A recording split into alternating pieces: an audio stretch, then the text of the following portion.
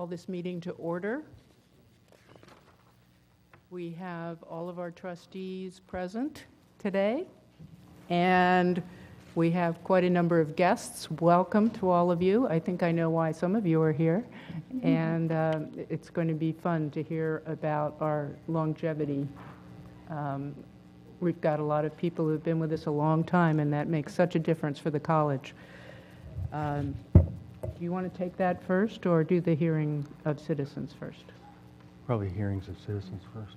Okay, we'll go to hearing of citizens, and we do have 3 speakers today, and our first one is Matthew Weir.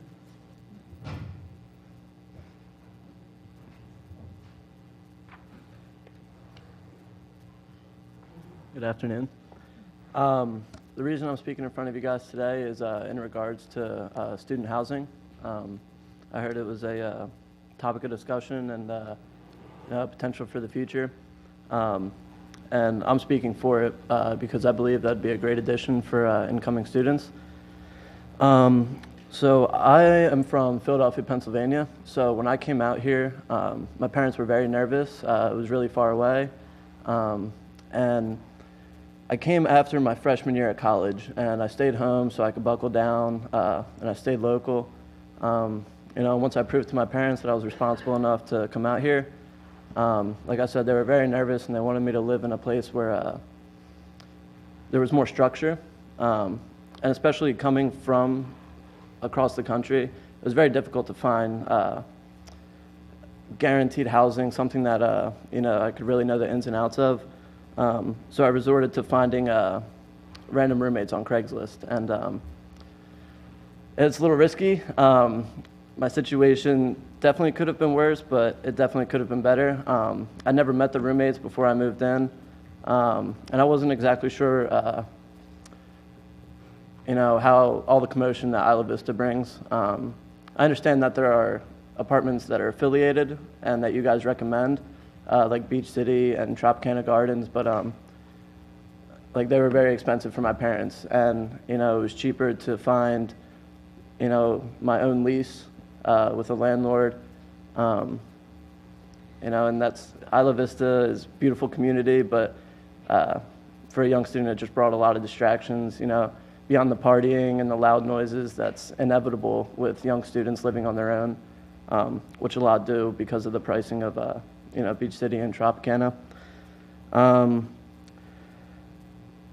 also had to take the buses, which is about 40-minute commute, which isn't the end of the world, but it really threw a wrench in my day when I was starting off, because I had to wake up 3 hours before my class, get ready. It took me a while to get used to the bus schedule. So I think if the student housing was implemented here, number one, it would bring in a lot more freshmen and allow their parents to be more comfortable. Freshmen would be able to stay more focused, being able to walk to school, being closer to the campus. There would be a lower cost in transportation because not as many people would be taking the buses, so there'd be less bus lines that would have to be run. And I think it may have affected my grades a little bit last year, trying to balance all the things, especially like just moving here. So if there were dormitories for freshmen, I think it would help enrollment and parents allowing their kids to go off to college here. That's all the points that I had in my experience. Thank you for your time. Appreciate it. Matthew, I just wanted to mention one thing. You said that there are apartments affiliated. We don't have any affiliated apartments. There are places that people might look into to live that are on the website. That's correct. Okay, yeah. But we do not affiliate with anybody. Okay. Yeah. Okay. The recommended apartments then. Not even recommended. Just this is a list. A list. Yes, it's a list to help people know what might be out there. Okay. Okay. Thanks. Any other questions? Yeah. Matthew, you made a statement that whenever young people get together, there's bound to be, I think you used the term inevitable. It's inevitable that there's going to be a lot of noise.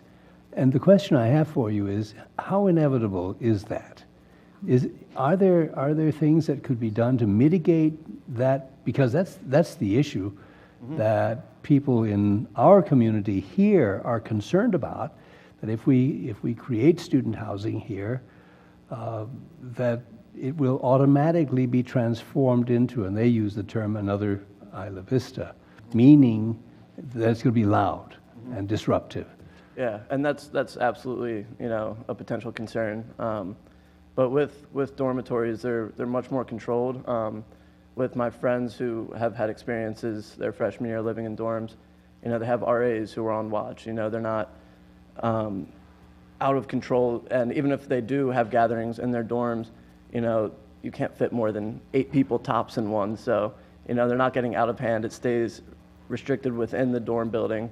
And you have RAs on each level that are watching over that, trying to keep that in control.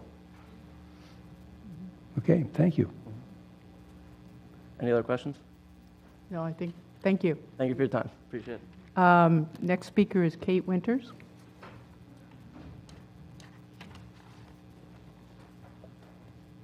Hi, how are you? Excuse me.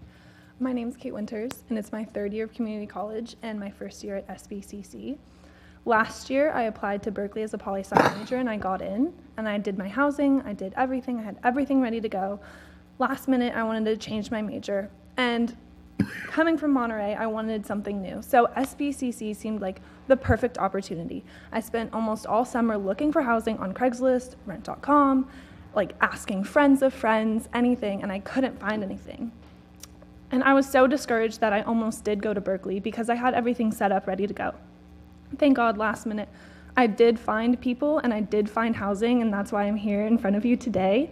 And I feel like if I had a better transition and an easier way to get to SBCC, then I wouldn't even thought about going to Berkeley.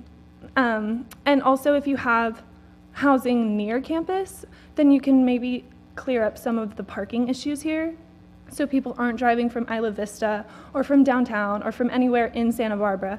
People can just walk to school, and that's 2 birds in 1 stone. Thank you so much. Thank you, Kate. And Emily, you wanted to speak? And I'm doing this under public comment just to explain. Emily's our student trustee, but we do not have an agenda item for student housing today, so that makes it appropriate for public comment. Can I stay here? You can sit there. I'll be reading this on behalf of Tyler Gibson, our former student trustee. So, dear President Beebe and Board of Trustees, I hope this letter finds you in good spirits and as you discuss goals for the upcoming academic year at Santa Barbara City College. During last year's board retreat, I shared my struggle to find home before school started. I explained how with the search for adequate housing is a draining process that wreaks havoc on student lives and grade point averages. I encourage the board to participate in a community exchange that would better foster opportunity for all, especially our homeless students, staff, and faculty. Today, I beat the same drum. During the next school year, it is my sincere hope that the board will include and address the undeniable need for purpose-built student housing in the Santa Barbara area. In Mission, William Gibson, also known as Tyler. Thank you. Okay. Thanks, Emily. Craig? Yes, I listened to what Kate Winters said a couple minutes ago, and I was intrigued, and I kind of had a question, area of question. She mentioned several times, I don't think you need to come up, but several times you mentioned that it would have been so much easier if there was housing here. It would have been simpler, it'd be easier for students to come here. And yet, it seems to me that we have critics in our community that point to the population of students here as a problem for them. And if we make it easier, do we make that problem worse? And this is a big question for the board and how we have to look at this, because we have to communicate with our district that we serve, as well as fulfill our responsibilities to the state. And but above all that, our concern is for the students, because that's why we're here. And it's a big question. Like, if we do that and solve the problem for you, not saying that we can just snap our fingers and do that, but if we do that, do we create or exacerbate another issue? And so this is a topic that's going to, I think, take quite a bit of consideration on the part of the board and time to work through. I wish it was simple, but if it was, then I wouldn't have a job, right? And thank you. Okay, thank you, Craig. You're correct. It is a complex problem with a lot of viewpoints. So I think now we can move on to recognitions. Anthony? Great, I'm glad to do that. First person that I'd like to recognize is Dr. Jack Freelander. And I know Jack's here today, and I just wanted to say a little bit about him. I've known Jack for quite a while. I mean, I think it's about 10 or 12 years now when you were down in San Diego on a conference, I think it was, and we sat together.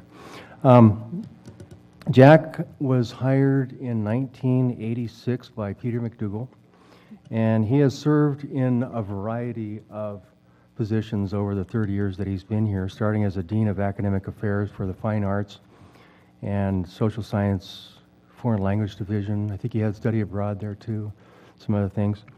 You know, in truth though, as many folks here know, Jack served as a dean or an interim dean of just about every program and department in the whole college at some point or another during that 30-year period. I think with the exception of math, English and science divisions, I think those are the only ones, but the rest of them, I think you've done some kind of a stint there. In 1996, Jack was selected as the Vice President for Academic Affairs, and then in 2000, upon the retirement of the former Vice President of Student Services, Jack assumed the newly created position of Executive Vice President, which merged both. It was a very unique model because it merged both the Academic Affairs and the Student Services divisions under one vice president, which was very unique. And then the programs were called educational programs, really merging the two, which I think was a brilliant idea. And Jack also served, he wasn't done with just those positions. I mean, he also served as acting college president for the academic year of 2011-2012. And during that time, his leadership resulted in preparing the proposal for the Aspen Community College Excellence Award, which we co-won with Walla Walla Community College.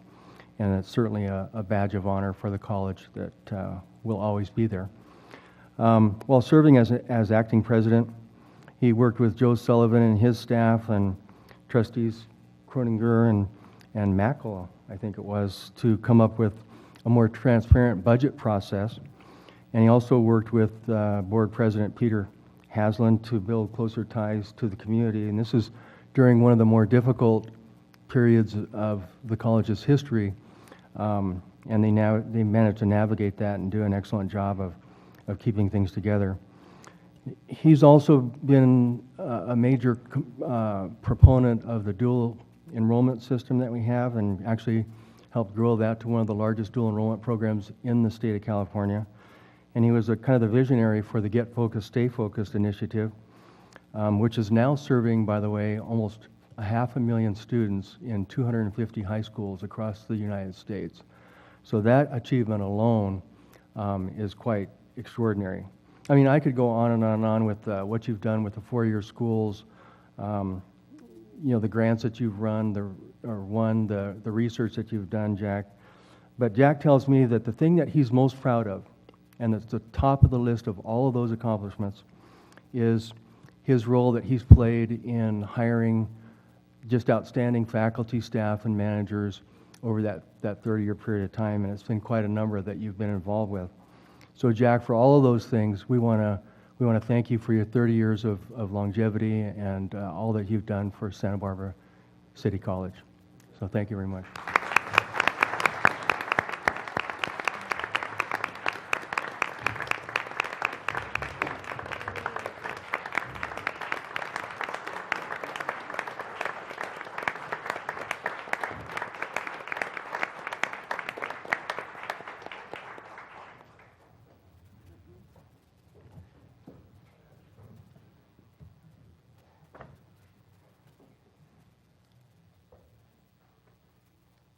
guess after 30 years, I've earned a trip to the podium, huh? We'll add that to your Yeah. list. I'll be brief, so I'll make sure it's a round trip, so I don't dominate the agenda. Okay. For doing that.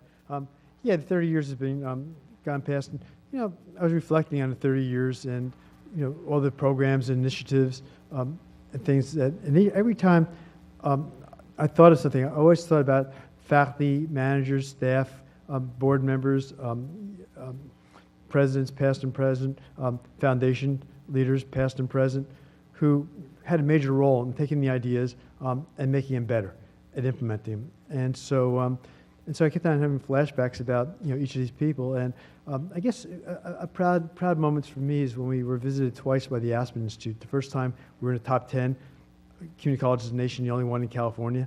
And the second time when we were co-winners. And follow-up visits also by Gates Foundation and other foundations and leaders to learn what's special about this place. And what they all concluded was there's something different about this college, something special. It's got a culture of innovation, of trying things, and always trying to improve themselves. And I felt really proud of a role I might have played in helping to create that. It was everybody's involved in that, but it's great to be in that kind of institution that has that. So that was enough on reflection. Going forward, we're hitting a little tough time right now in terms of enrollments, which affects budget. Other community colleges have or will have the same encounters due to demographics and economy and other factors.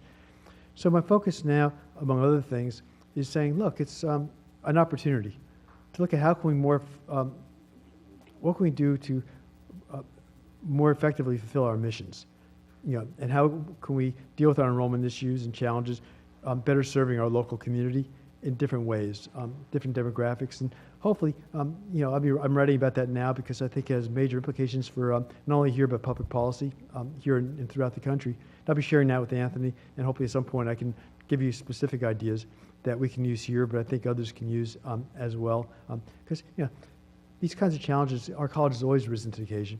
And we will here as well. And by the way, he made a great choice in Dr. Beebe as our new president, so I'm really happy we have him here. So thank you. Thank you, Jack. Here you go. Oh, great.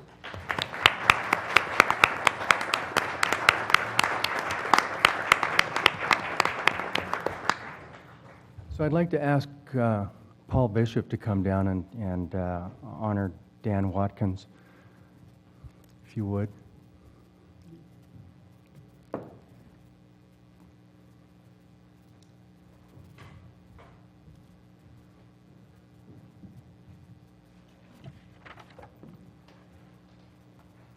Well, good afternoon. Good It's afternoon. my pleasure to honor Dan Watkins for 15 years of service. That's half of 30.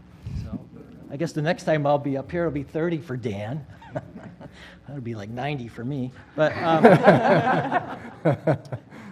like a lot of our employees, Dan's relationship with the college goes all the way back to 1989, where he started here as a student. And interesting enough, like one of my other managers, Jason, he started in the Marine Diving Program. Now, why would the Marine Diving Program feed all our IT directors? I'm not sure, but Dan didn't finish in that program. He took courses for a while, and then he transferred to Antioch, and by 97, he graduated with a BA in communications, and then stayed on for a couple more years at Antioch, and got his master's in organizational behavior, or management. In 2000, Dan started here at the college, initially part-time, working on the implementation for our new student portal at that time. And that quickly turned into a full-time position as the director for, I guess, what do we call it at that time, Dan? Student student programs. It was a position that he worked at for about, I guess 4 or 5 years, and then he got tapped by John Romo to lead the Banner implementation for our ERP, which was a big role because this was a major investment in time and money. I think John Romo felt that Dan had the skill set, the project management ability to carry that project forward, and he did. It was successful. He did that until 2008 when we decided, whoa, we need him in IT. So we made him the director of infrastructure and systems. We created a new position, gave him responsibility for lots of stuff in IT, but part of that was still Banner. which is our ERP. Dan serves as a member of the District Technology Committee. He chairs a subgroup of that committee, which is the Administrative Applications Work Group. He has served as lead of the Advancing Leadership Committee, and he helped develop the current management agreement with the district. Some of his current projects, and I'm not going to tell you about his past ones because the list is very long, but he was responsible for putting together our project management software that we use in IT for our projects. He did that about 2 or 3 years ago, and we now have over 300 active projects in that are being managed now, and we have timelines and schedules. That's why when Dan goes to a meeting, he says, "Oh, you want that done? That'll be 2 years and 3 months. We can start that one," because he knows how many projects are in the queue. This year, he was helping finalizing getting all the Wi-Fi up in classrooms. We initially covered all the public areas with Wi-Fi. The faculty took a little longer to come on board, and finally, the Faculty Senate resolved, yes, we do want Wi-Fi in classrooms, and Dan this year is finishing that project. This year, he chaired the room scheduling RFP group. He's been leading the web redesign RFP process.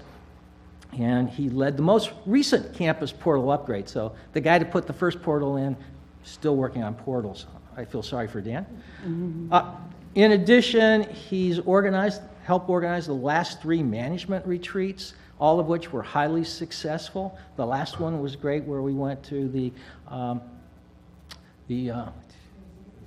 Museum of Tolerance. Right. Yeah, it was great, and I did enjoy that. The bus ride, I'm still kind of iffy on that, but and last but not least, he received the Outstanding Administrator of the Year Honorable Mention Award 2 years in a row, 2013 and 2014, and then finally in 2015 he won the Administrator of the Year award. Dan has been an outstanding asset to the college, the district, and the California Community College system. And I feel privileged to have Dan as an IT director, a colleague, and a good friend. Thank you, Dan, for 15 years of dedicated service to Santa Barbara City College.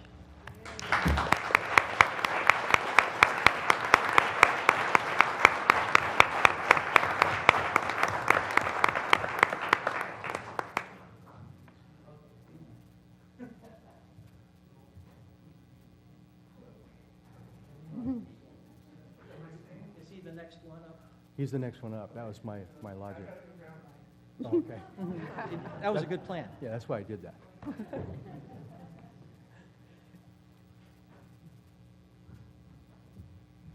Thank you, Dr. Bishop.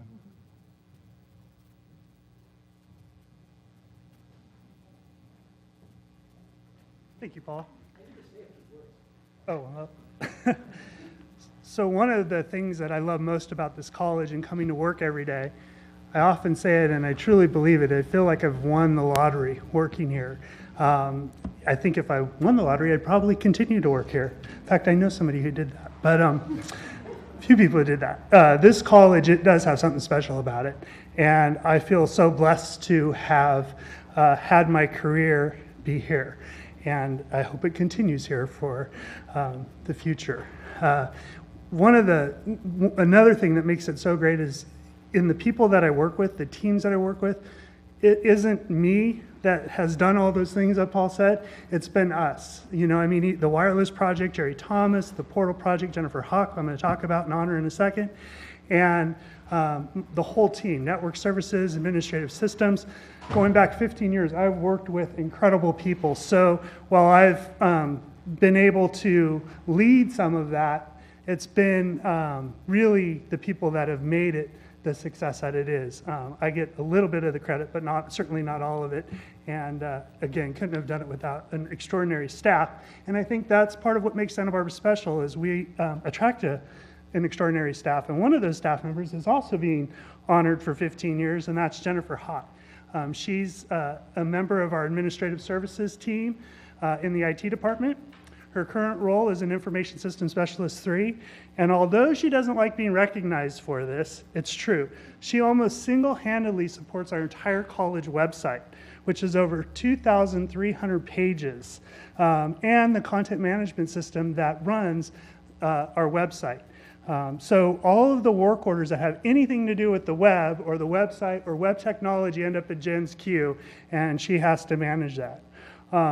And I feel it's an amazing accomplishment given the complexity and the size of our organization to be able to do that. And on top of that, she supports the college's online application. So when students enroll, the CCC Apply application, she supports that. She supports the student voting application. So when students vote at Student Senate, she does that. She's our web accessibility 508 compliance person. She works with Paul in making sure all of our web content is compliant. I mean, the list of the things that she supports goes on, but those are some of the big ones. Major project she's working on right now is with the Chancellor's Office Technology Center, and she's working with the Technology Center, the Admissions and Records and International Application to get our international application in CCC Apply. So our international students can apply through that same process. I had only been working here a few months in 2000. When I was asked to be on a hiring committee, and I sat on the committee that actually hired Jennifer. So we were colleagues, and she was an online student support specialist at the time, and we ran together the portal in the first online college at the school. I think we had maybe 500, 900 students that first fall, and it wasn't a true online system in that people would sign up for courses, and then it would be a day later we'd get them enrolled. It wasn't instantaneous as it is, today, but so we get all the calls going, how come I'm not in this class yet? How come I'm not in this class yet? So we would kind of manage all of that, and then the online college used a learning management system called WebCT, and so we kind of supported all of that together under ed programs, under Jack's leadership. So we've been here a long time, doing this for a long time. I asked some of our colleagues about Jen, and a couple themes emerged from some of the stuff they said. One of it is she has a fantastic work ethic. She will often, and I know CSA, close your ears, she will often interrupt her vacation or work at home in off hours to handle a web issue. And I mean, so she'll drop what she's doing, hopefully not her son, but she'll drop what she's doing and help with a web issue. And that leads to, in her personal life, that dedication is apparent in that everyone has recognized what a fantastic super mom she is. And we all get to see her son every now and then, and she's just doing a great job. So I feel blessed to have known Jennifer and had the opportunity to work with her for 15 years, and we're lucky to have her on our team. Thanks. Congratulations, Jennifer.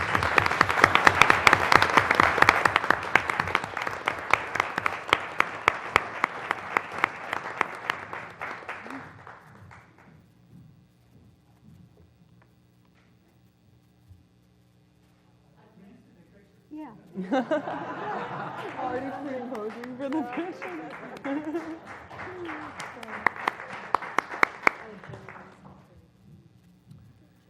Okay, if Dean Alan Price would come down and recognize Sharon Stewart.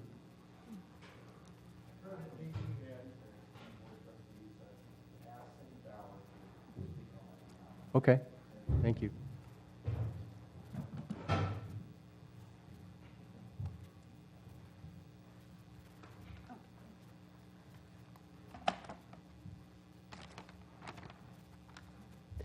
Well, it is a pleasure to recognize Sharon Stewart. She is a registered nurse who got her degree here at Santa Barbara City College, and like many of us, came back to serve in an amazing way. She has been with the college over 15 years and works as one of our team members in the Allied Health and Nursing Lab. And that is where a lot of very special learning occurs. It's very valuable learning where students are reinforcing their knowledge and skills of nursing foundations.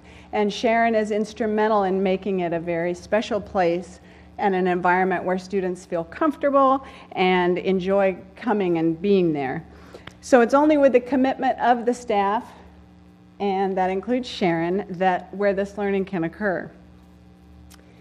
She is adored by colleagues, so both staff and faculty, and by students as well. She's a true gem, and I think the best way to get that point across is to tell you a few things that students have said about Sharon. She is amazing and very helpful. This is verbatim. She is eager to help. She's attentive to our needs. She gives us positive reinforcement. She smiles. She's available to help. She's patient. And she is a wonderful instructor, and I really grew under her nurturing guidance. Some people refer to her as the mother of the lab in the most positive meaning. But I want to share the last comment with you that really emphasizes the relationships we all have with our students, and it's why we're here, and it's what makes City College so special. Quote unquote, she's awesome. I want my family to come in and meet her. So thank you. We're very lucky to have you.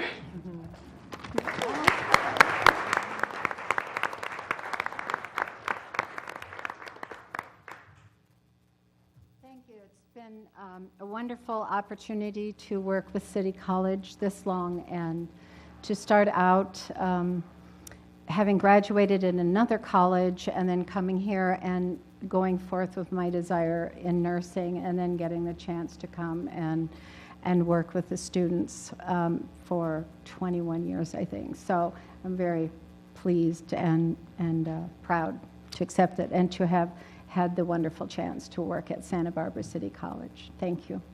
Thank you, Sharon. Jason Walker. Is Jason here? Come down and honor Ryan Alexander.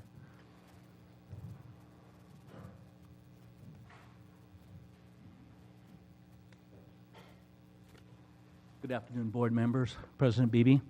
I want to echo something Dan had said earlier about the staff. Our department, Academic Technology Support, we have been able to accomplish so much over the years, and it's because of the staff. It's the dedicated, skilled staff that we have in our department. And today I'm lucky enough, we actually have three. Two will be here today that I'm able to speak to. We had three people that were lined up this month to be honored for 10 years and 15 years. And again, our department is incredible, and it's because of the staff that we have in our department.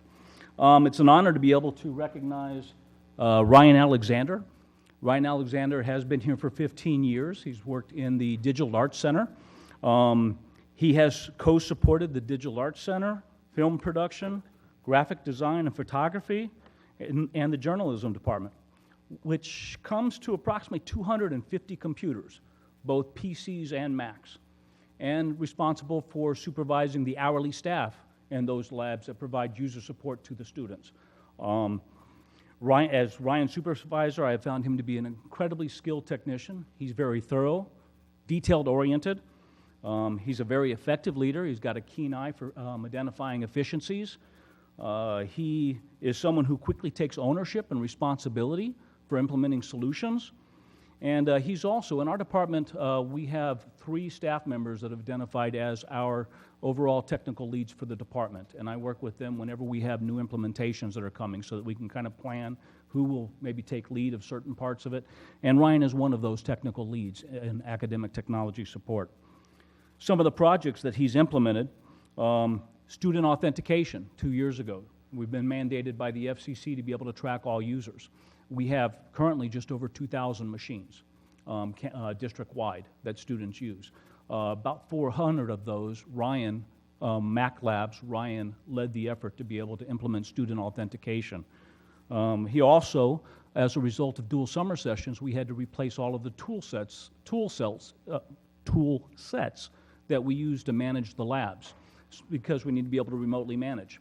He led the effort on the Mac side implementing Casper, and also standardizing the operating systems to El Capitan. We found some vulnerabilities in Yosemite, and we had to very quickly be able to standardize and get them up to a more current version, and he led that effort very diligently.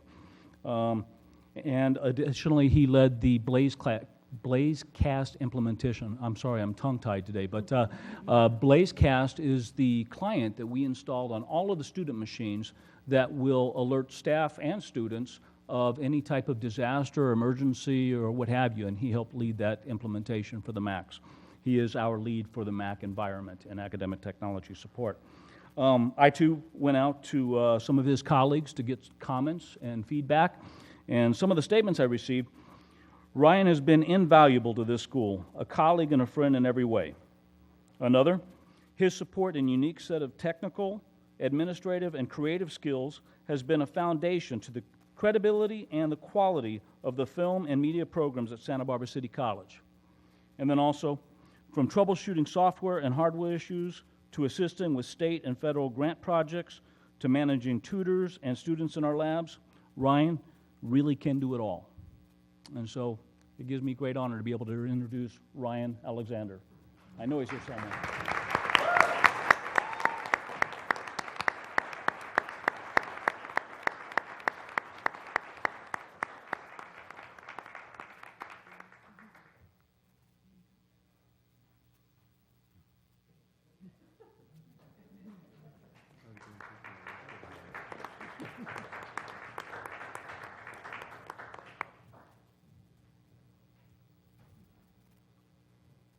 So Jason, were you going to do Sarah? I'm not going to let you escape. I've never seen Jason tongue-tied before. That's kind of interesting. Yeah, thank you again. And again, it's with great honor that I get to introduce Sarah Whipple. Sarah Whipple has been with the college for 15 years. She provides support to the business division labs, which is used by the accounting, business, communications, computer applications, and computer information systems. She single-handedly supports all of those computers, and there are roughly 150 machines. Sarah also possesses a very high skill set, especially when it comes to network configurations, complex software configurations, and network troubleshooting. She works very hard to increase her skill set and knowledge by any means possible, including now she is currently pursuing a bachelor's degree in technology at Cal State University Channel Islands. And she's also a very effective leader. She has a great deal of experience supervising, hiring, training, and supervising hourly staff that support those computer labs, 5 in all. Some of the projects that she has led for our department: the relocation of the Employee University from a remote location to the Wake Center, Wake Room 5. Worked with network services to troubleshoot and reconfigure the BC building wiring closets. We were having a lot of issues with being able to push data across the network into those labs, and so she, as a liaison for our department, worked with network services to help get those problems resolved.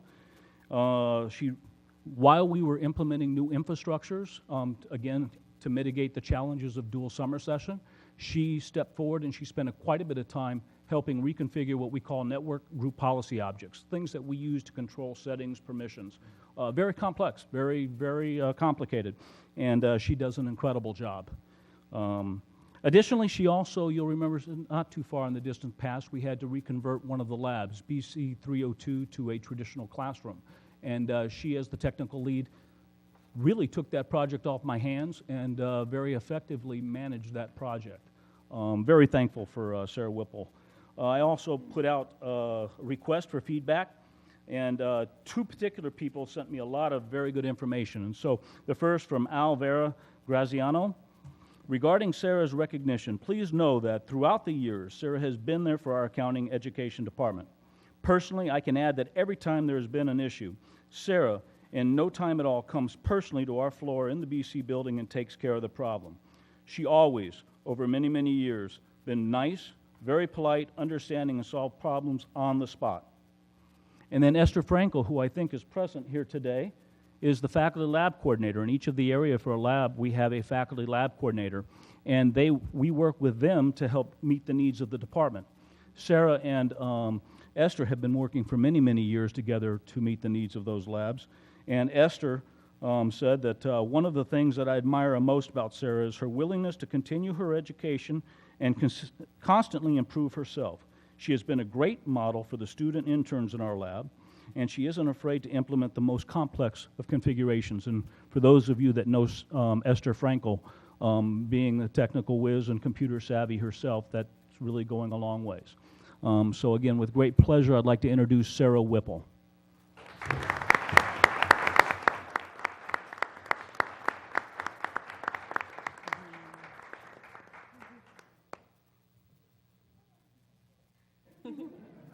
All right, thank you.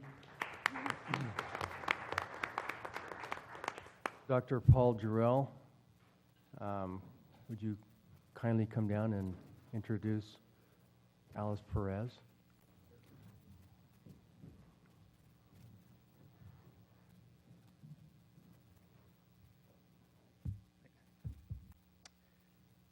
So, you know, it's when, I won't lose the irony on the fact that the short timer is introducing the long timer here, but, you know, how lucky are we, Dr. Beebe, you know, it's people that make an institution, and to get to hear these stories. I haven't met many of the people that were recognized, so I'm not surprised that we have such great people, because I knew coming in we had a great institution, but you never know until you really meet the people. So that's been great. And one of them that I feel very fortunate is Alice Perez. You know, we could list, you know, she provides leadership as a dean to programs in the humanities and the arts, social sciences, English and English skills. Has been instrumental in providing leadership to many of the programs that our institution has that really target on trying to move the needle on closing achievement gaps and moving success to transfer and program completion. So she's done a great job in doing that, and I feel very fortunate to have her part of the team. I didn't have a lot of personal to draw on, so I certainly reached out to some of my colleagues and her colleagues to kind of get some sense of what the broad sentiment was about Alice, and I just wanted to share a little bit of that because I think it sheds light on really who she is. While it is true that we can list the things that she has done, everything that people commented on was really about her quality and her character, and I think that that's really quite admirable. So I want to share a little bit of that. One of the deans shares a birthday with Alice, and I have to agree with him that yes, she's the better looking one of the two of them. That would be Ben. So you all know that yes, he tells the truth. You know, characteristics as being ultra special, and not to say those things lightly. Words like mutual respect, I think those are really important. She has shown that. Other words and phrases that came up: thoughtfulness, trusting, heartfelt, sharp intellect. I have to pause on that one for a second. I'm glad that I'm not the only one that felt this, because I was going to say it.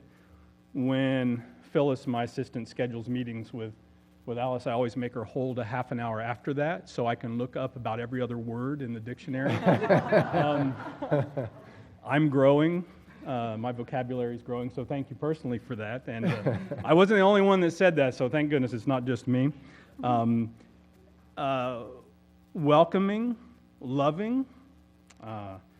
One individual was really felt that she didn't know this, but she is quite a mentor to him and a role model that he hopes that he can aspire to. Caring, namaste, willingness, kind heart, gentle soul, friend, sister, empathetic, heart, strong supporter, leader. You know, those are all the characteristics that I'm not surprised good people will give us good programs, and the institution is better for that. I shared with Alice, I was nervous to tell her this, but I felt compelled because I like to be honest and open with people. We were meeting in a meeting, and she walked in, and I just felt I think this was after we had gone to the Museum of Tolerance, and I felt like being open and sharing, and you know, she's just a beautiful person. I can't think of a single word that describes it better than that. So, She is.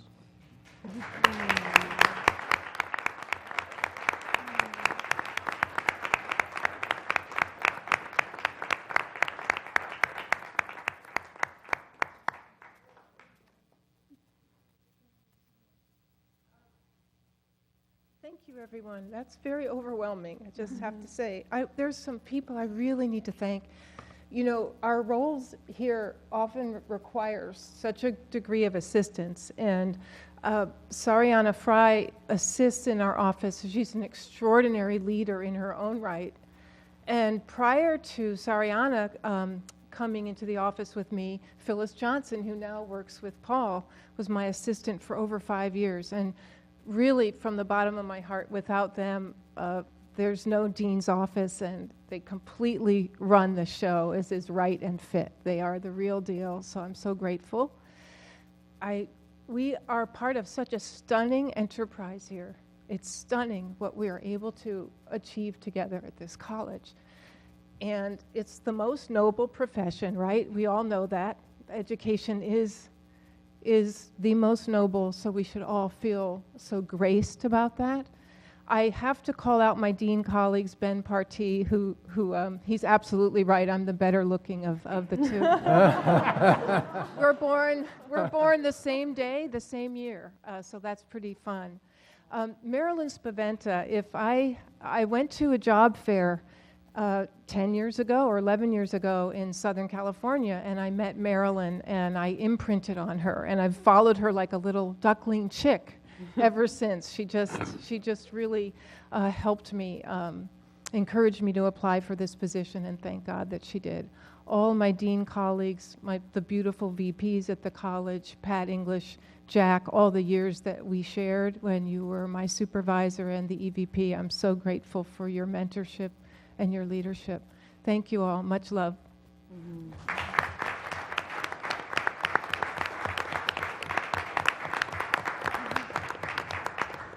I don't see Ben Partee here. Is he in the audience?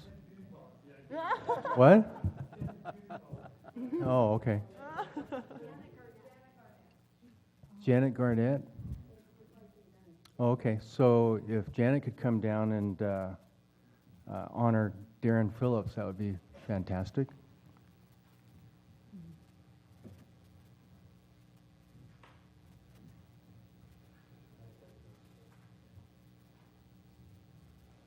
Good afternoon. Thanks for this opportunity. My name's Jana. I'm the Director of Disability Services here on the campus, and I'm really here to recognize Darren Phillips for 10 years of service. I'd like to tell you a little bit about Darren because he's an exceptional employee, colleague, and that's because he's an exceptional person. I'm going to tell you a little bit about what Darren's job is here, and I think you'll agree with me. You'll get a sense of who he is as a person, and his longevity speaks volumes as well. As Darren and I left the office today to come to the board meeting, I noticed he had 32 requests on his desk, and those requests were for adaptive furniture. And it's sort of the invisible role that Darren plays here on the campus that demonstrates his lack of ego and his student-centeredness. But he invisibly, behind the scenes, in the early mornings, in the cracks within the schedule, he sneaks into classrooms and he places furniture for students with disabilities. Those students either have physical limitations, mobility impairments, medical conditions, and it sounds relatively small that someone would spend their day placing furniture in classrooms, but our students will attest to what a difference that makes. It's a difference between success and failure when they can focus on the instruction instead of their limitations. The other thing Darren does is he hires and trains our tram drivers, and though that particular service is also there for students with disabilities, whether they're permanent or temporary. As you can imagine, this campus is sometimes hard to traverse when you have a limitation. So another sort of invisible role that makes a world of difference for our students. Darren is also an active member of our BIT team, which is our behavior intervention team. And we meet weekly, and we receive reports of students of concern, and I really emphasize the word concern. We take a look, we evaluate those reports, and we try to identify appropriate interventions and referrals to campus-wide resources, and it makes a difference for our students. Darren is, I talked about the invisible side, but he is also the face of our department. He's all about relationships, trust building. He's institutional memory. People find us because Darren is part of our department. He is truly the anchor, and I can't imagine our department without him. So thank you, Darren.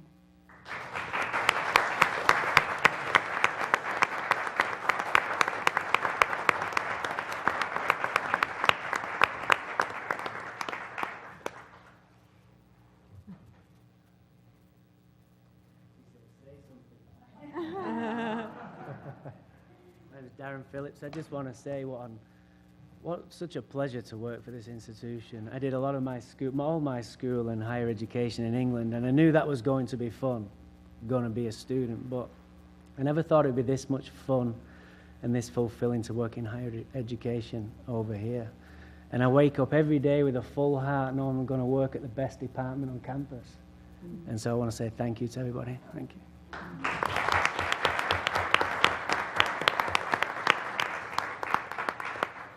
Well, I just want to thank everyone for their service that got the awards here tonight. I mean, I think it's really a testament to the quality of individuals that we have, and a really phenomenal place to work.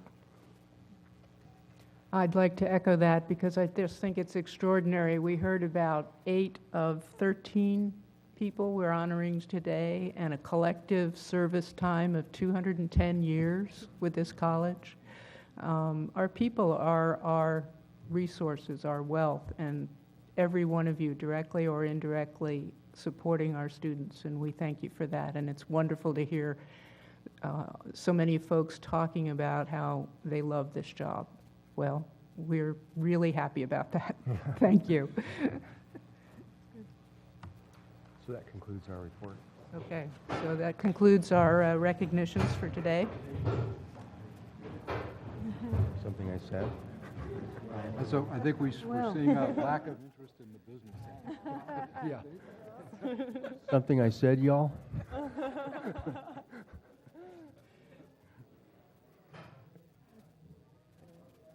My comment wasn't fair. I think they put in a hard day's work already. It's nice they wanted to come, though. You know, they didn't have to, so that was nice.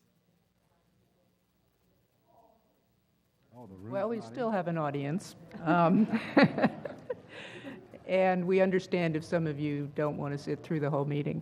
But we are now going to approval of the minutes of the regular meeting of July 14th and the special meeting of August 1, 2016. I think we could take them together. So have a motion to approve. Craig, second. Second. Peter, second. Any comments? Good on. It was just, I think, because it's a template, and or maybe not, Andrew, you can fix it, but I think it was Dr. Beebe's report, and I think it said, yeah, you fixed. I knew you would, because you're Thought on that. it. I didn't, yeah. Not Okay. that I could do your job. Okay. With that amendment, can we approve the minutes? Okay, all in favor? Aye. Aye. Opposed? Minutes are approved. And now we have the report from Academic Senate. Priscilla, welcome.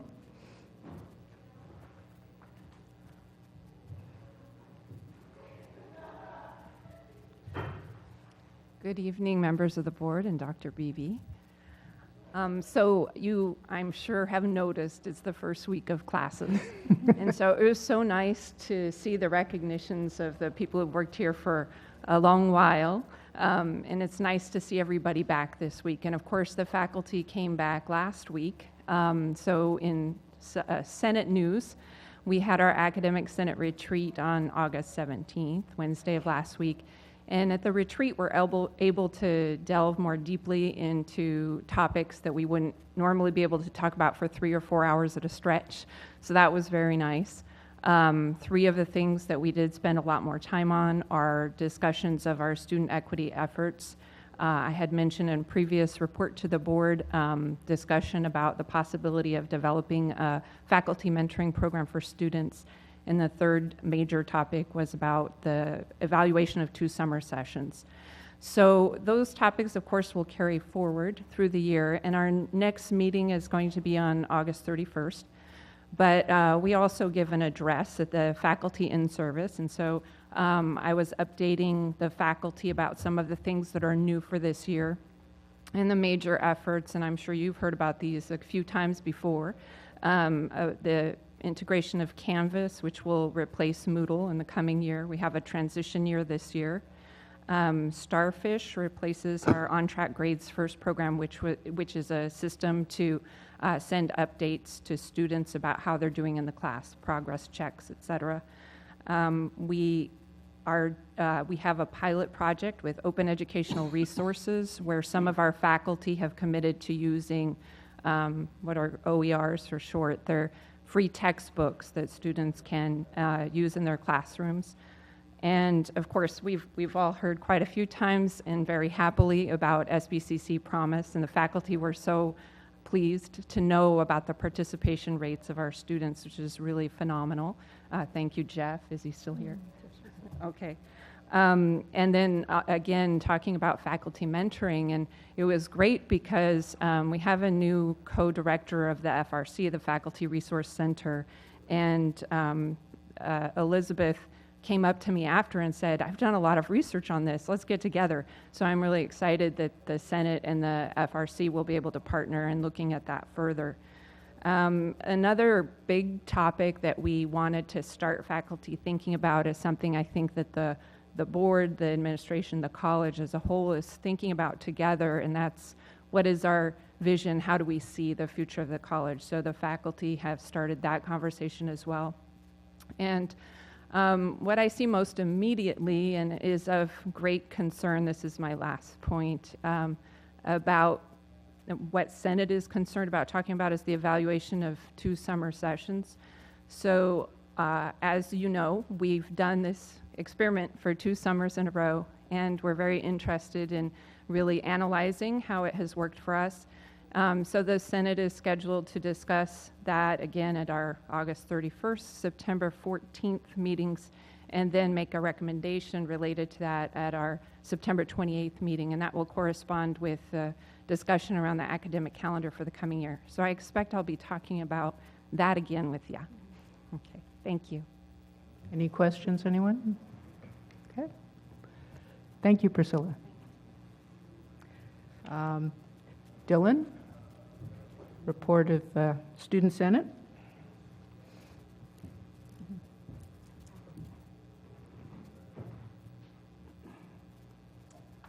Good afternoon, President Croninger, President Beebe, and members of the board.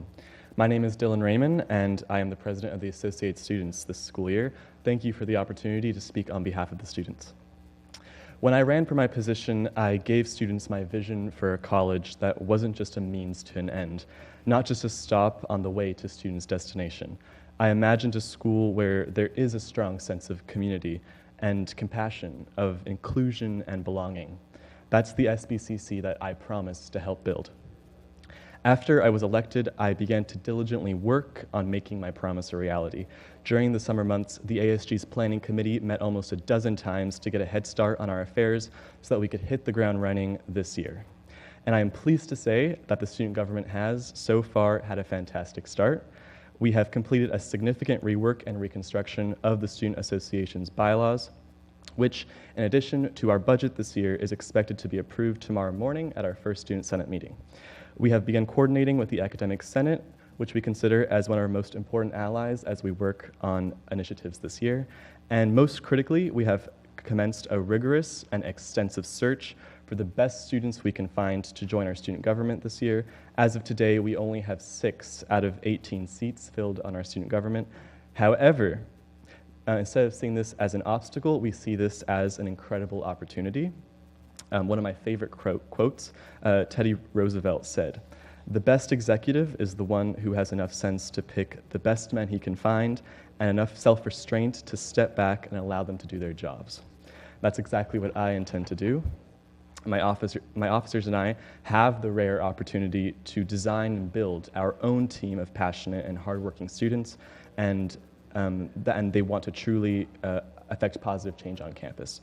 We are looking for the best of the best, and we are looking for students with intrinsically diverse passions, majors, and backgrounds. With this richer variety of perspectives at the table, we hope to be able to innovate our organization in exciting new ways. We are especially focused on recruiting freshmen, One of the greatest challenges facing our organization, in my opinion, is a lack of institutional memory. Most senators and officers join the ASG their second or third year at City College. By focusing on freshmen, we hope to find students who will remain in the Associated Student Government for several years, passing on their experience to future newcomers. In addition to recruitment, we are reinforcing our commitment to accountability. This semester, all of the ASG's reports, expenditures, and receipts will be fully documented and made available to the public on an online database. The year has just started, and there are so many opportunities going forward. I'm excited to get to work. Thank you. Questions, anyone? Well, thank you, Dylan. I really appreciate hearing about your vision and your thoughtful approach to looking forward for this year. Thank you so much. Liz, classified employees.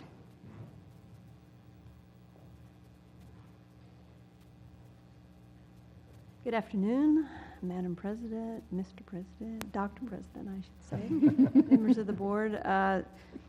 Classified staff have been working hard, making sure everything is got ready for school and summer session, 2 of them. So we haven't been meeting for the summer, neither CSEA or the Classified Consultation Group, so I don't have anything really to report on that. We are doing an evaluation of the 2 summer sessions, which I'm in the process of evaluating now. I did want to make a couple comments on the SERP. CSEA did not ask to negotiate the SERP, but we do support it completely. And so we signed off on it. We think it is a very good plan. If it does go through, though, we will ask to negotiate the impacts and the effects of it, because if a lot of people retire, there may be a lot of impacts and effects. So we will ask to negotiate that, but we are supportive of it. A lot of staff have talked to me about it, so hopefully it will go through. Question? Thank you, Liz. And now a report from our president and superintendent. I just wanted to make a few comments about the beginning of the semester activities. We started off with a Vaccaro welcome, which was something that Dr. Gaskin started, and I think it's a wonderful tradition. About 20 of us geared up in our academic regalia and greeted I think it was about 800 students and parents.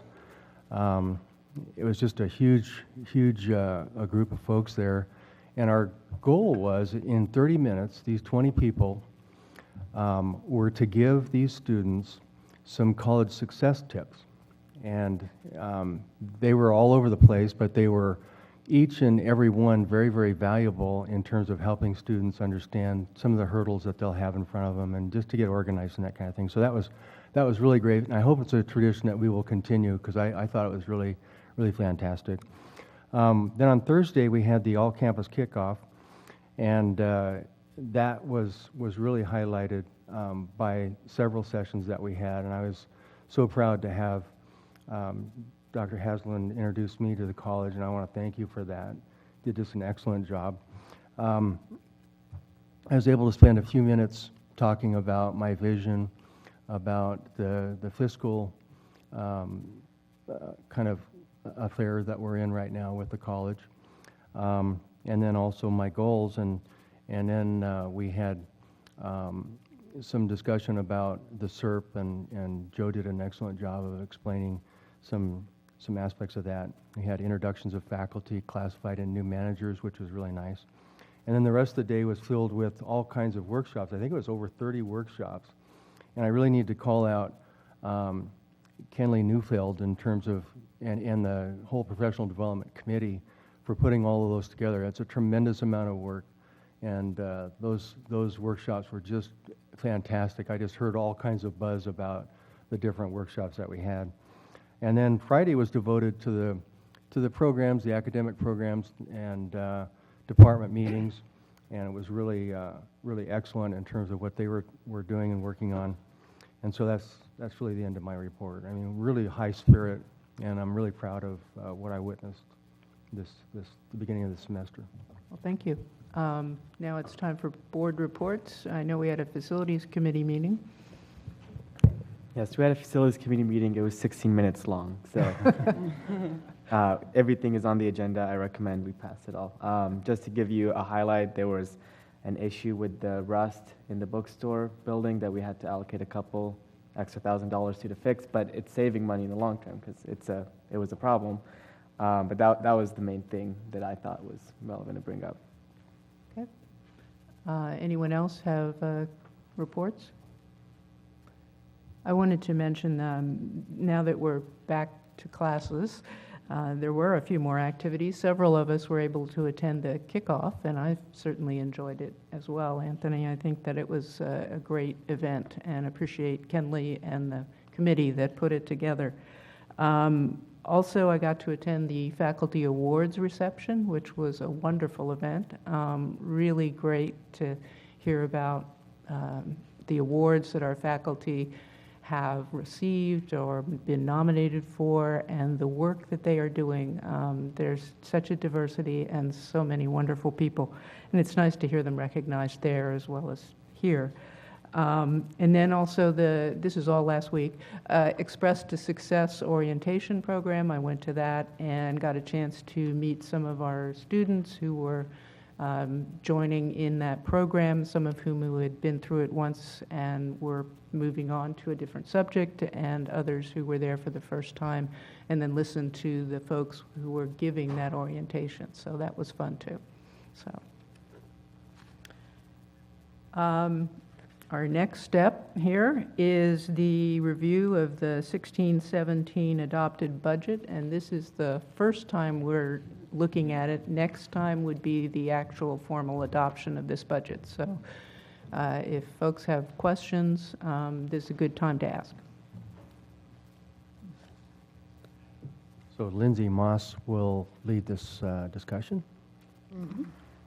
She's been working diligently on it, I know, just about every day, if not every day, and she's really done a masterful job of pulling this all together, and I think you're going to be impressed. Thank you, President. And good evening now, Board of Details. I am going to have a different flow to this presentation than I've done in the past. As is with everything, we're doing new things, new changes, presenting things to the board at different times, at different meetings. And I'll explain why as I get into it, but there's some different slides you've never seen before just to try and make this make a little more sense. Because as I worked through the numbers, I just felt like, wow, if they don't see these extra details, it doesn't make any sense. So that's the fun of the budget numbers. So I'm really just going to focus on the changes from tentative to the adopted budget. We're going to look a little bit at 15-16, fund balances, and then, as I said, all those adopted budget details that are in there after slide 18 are the usual slides that you've seen at the tentative budget time, but they're all updated with actual unaudited actuals from 15-16 and the adopted budget figures, just to provide some more details. But we can go through those at fiscal if we want next week, because we are going to review this again at fiscal on September 6th. Okay. Okay, so changes from tentative to adopted. We're going to start with the revenues. It's very, very simple. Only two changes to the revenues. We talked about this last time I was up here a couple weeks ago. We have the decrease of the non-resident fees revenues of $592,000. The other item is related to this accounting change I mentioned last time. The revenues related to the School of Culinary Arts venues, those revenues needed to be removed because they're being taken out of the general fund and moved over to a special revenue fund. So just an accounting change, but it does make the numbers change up here. So the total revenues for the unrestricted general fund will decrease $978,000 from the tentative budget to the adopted budget. Okay? That's all that impacts the unrestricted general fund. I do have a note up there that during the last set of information we received from the state, the deferred maintenance and instructional equipment funding one-time revenues did decline from $2.6 million down to $2.1 million. So those revenues go straight into our construction and equipment funds. They don't touch our unrestricted general funds, but you will see that reduction as you dig into the details on the construction tab and on the equipment tab. Okay? So, Lindsay, yep, just to make sure I'm understanding it, In terms of revenue, the real increase or decrease is the 592, 182. Yep. And culinary is just moving. Yep, that's right. Thank you. This is that same information again, just numerically, so you can see those values and how it looks in our budget. I have this for both the revenues and expenditures. Same thing here. I'm actually, on this one, I'm going to skip to the next slide because I think it's easier to see these in this format here. So on the expense side, we did have a handful of changes between tentative and adopted budget on the expense side. Just we're talking again, unrestricted general fund. And that was just because we've been really working through this new budgeting tool we have and really refining things at the last minute. What we've done with that first number, that academic salaries reduced to account for the vacant positions not being filled in 16-17, we just communicated with HR and found out who exactly are we hiring and what positions shouldn't be in the budget. Historically, we just didn't do that at this stage, really trying to get these numbers to be refined and as accurate as possible. So that accounted for a reduction in our expenditures of $886,000. So that was good news. Those positions just won't be filled this year, and they were built into the tentative budget. So there's a big change there, which luckily offsets that $879,000 increase in the employee benefits, which we did allude to a little bit in the last meeting. I'll jump to that. So I did detail out the variances at a summary level of where all those impacts are hitting. Each of those sections, STRS, PERS, Social Security, Medicare, health benefits, unemployment, workers' comp, those are all the employee benefits that fall under that large number of $879,000. Most of it's falling under health benefits. And the reason for that increase was also adjustments to our system to fine-tune the benefits that some employees were budgeted to have, single versus family, waiver versus family, et cetera. The other adjustments are smaller, so I don't, unless you have questions about them, I don't plan on going into detail about them. And then same with classified salaries went up a little bit just as we fine-tune the figures. And then you see that culinary arts revenue expenditures coming out again. So it came out on both sides, revenue and expense. And that's just a movement over to a different fund. Any questions about those? No? Okay.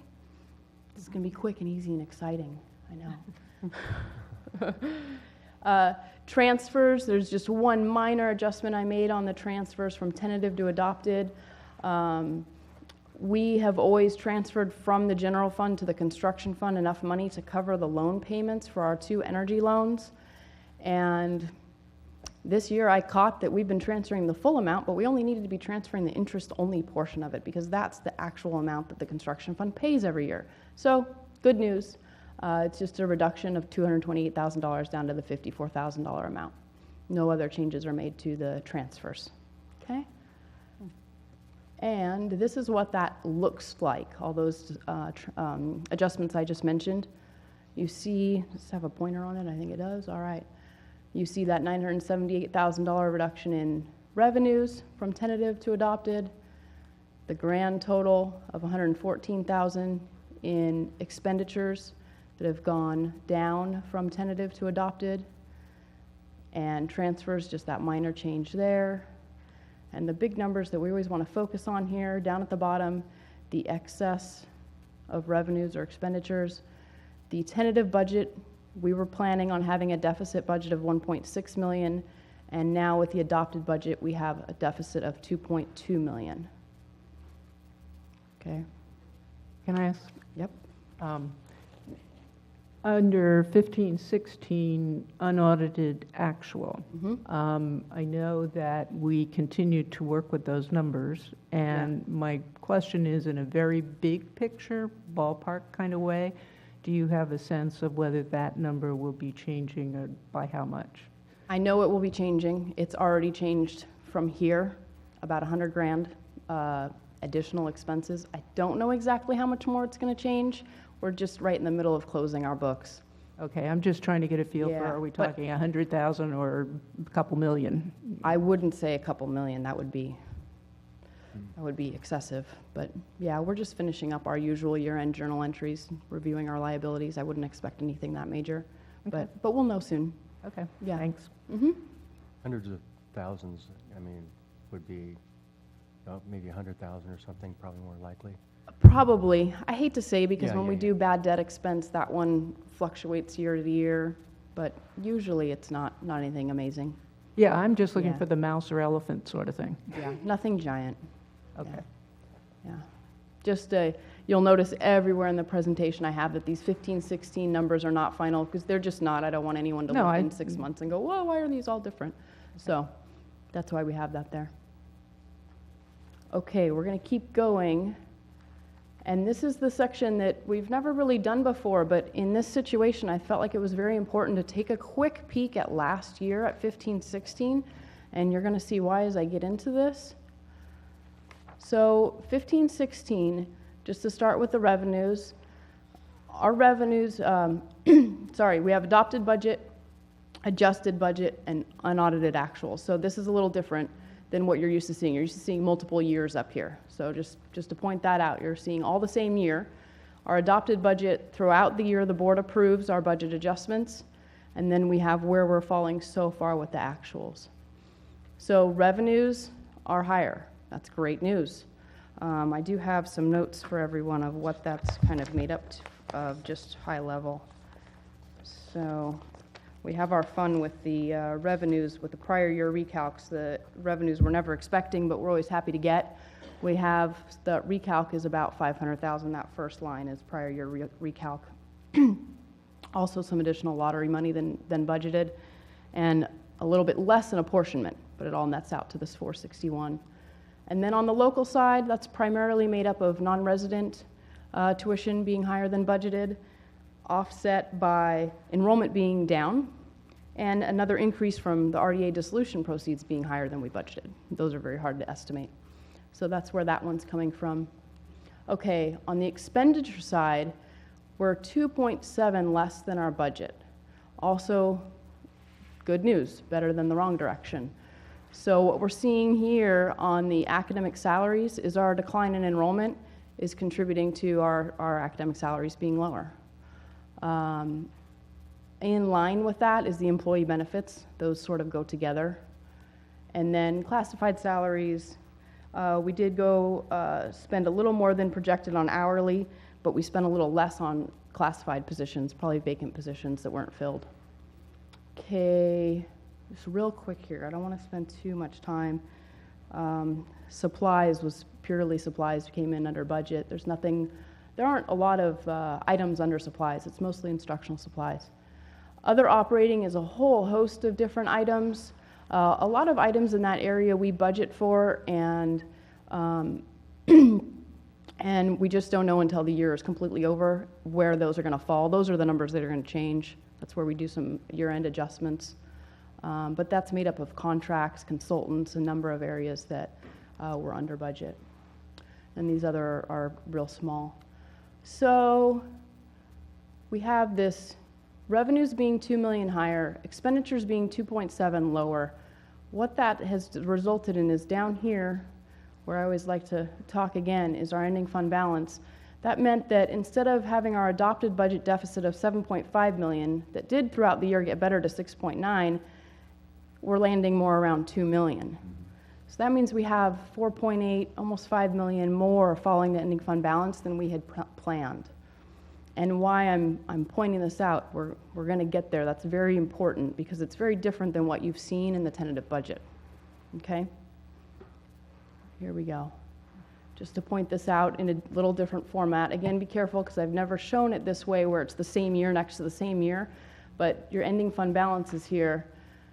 We were looking at having an undesignated amount of about 3.8 above the board policy reserve amount, and now it's in the $9 million range. So much, much higher, this 28.5% instead of 25.5. Okay, so I'm going to keep going. Now I'm going to jump us into our 16-17 audited budget, specifically the fund balances, because this is the main part that's really changed from tentative to adopted, not so much because of the changes in tentative to adopted, but because of what's happened with 15-16. Does that make sense with the ending fund balances? okay? So again, we've got, now we're seeing our more typical format where we have 14, 15, 15, 16, and then 16, 17 adopted budget. We have 6.6 million as our undesignated fund balance. That's the amount that's above our 21.5 board policy amount. So about 7% over our board policy minimum. So I just always like to point out where we're at with our fund balances. And then we have our favorite slide we all like to look at. Although I have to admit, my line didn't get moved down. That should be down at the 20.5. I will fix that for next week. So here's what our ending fund balances are looking like for the adopted budget. And keep in mind these two big green bars, that's our construction fund that contains the campus center replacement and the swing space fund balances. So that's why those are so large. Any questions about that? I'm just Good news. Yeah, it's good news. Very good news. I know. It's always fun to present good news. Yes. Not Yes. bad news. Very nice. And good presentation, because thank it's you. making it clearer how we're moving through with the numbers. Yeah. And that's really all I have. The rest of it, like I said, is backup for, you know, for further discussion if necessary, or just for our information. Wasn't there something about a dance? Yes. Would you like me to do the dance now, Peter? I'm not a good dancer. Happy dance? That's why I do numbers. I just wanted to make one quick comment, and that has to do with the Banner conversion. You know, as we get more and more experienced with Banner and running the budgets like this, it's going to get more and more accurate. And you know, so I feel really encouraged about that, because all the hours that everybody's spending on learning Banner is really paying off in the long run. And I think that you're going to be happy with the accuracy of what we're seeing. Yes. I just want to say that we had standing ovation recognition, and I want to say thank you.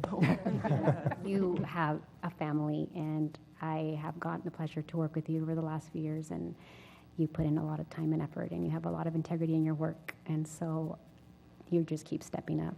Thank you. So I want to say thank you. Thank you. Well, I have to say our Banner expert is sitting out there, James. He's put a lot of effort into this, and without him, I'd be at a complete loss, because he's very technical, very helpful. So I appreciate James and my whole team for helping me put it together. As Oh. Dan and many others said, I don't do it by myself. Well, thank you. Thank you, Thanks James. very much. Thank you. And to James.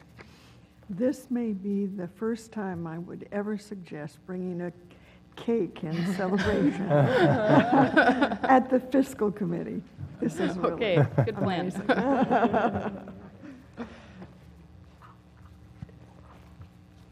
Okay, our next agenda item is the Board of Trustee goals. And I think Anthony may have some comments, but I just wanted to kind of set a big picture view, which is I think we had the opportunity to spend a considerable amount of time together, both in April and more recently, working on our ideas about our priorities and leading up to the goals, and also working with our new superintendent president on the goals that he has in mind, so that we come together as a team and take a common view of where we're headed as we look to this next year. So Anthony, do you have any particular comments?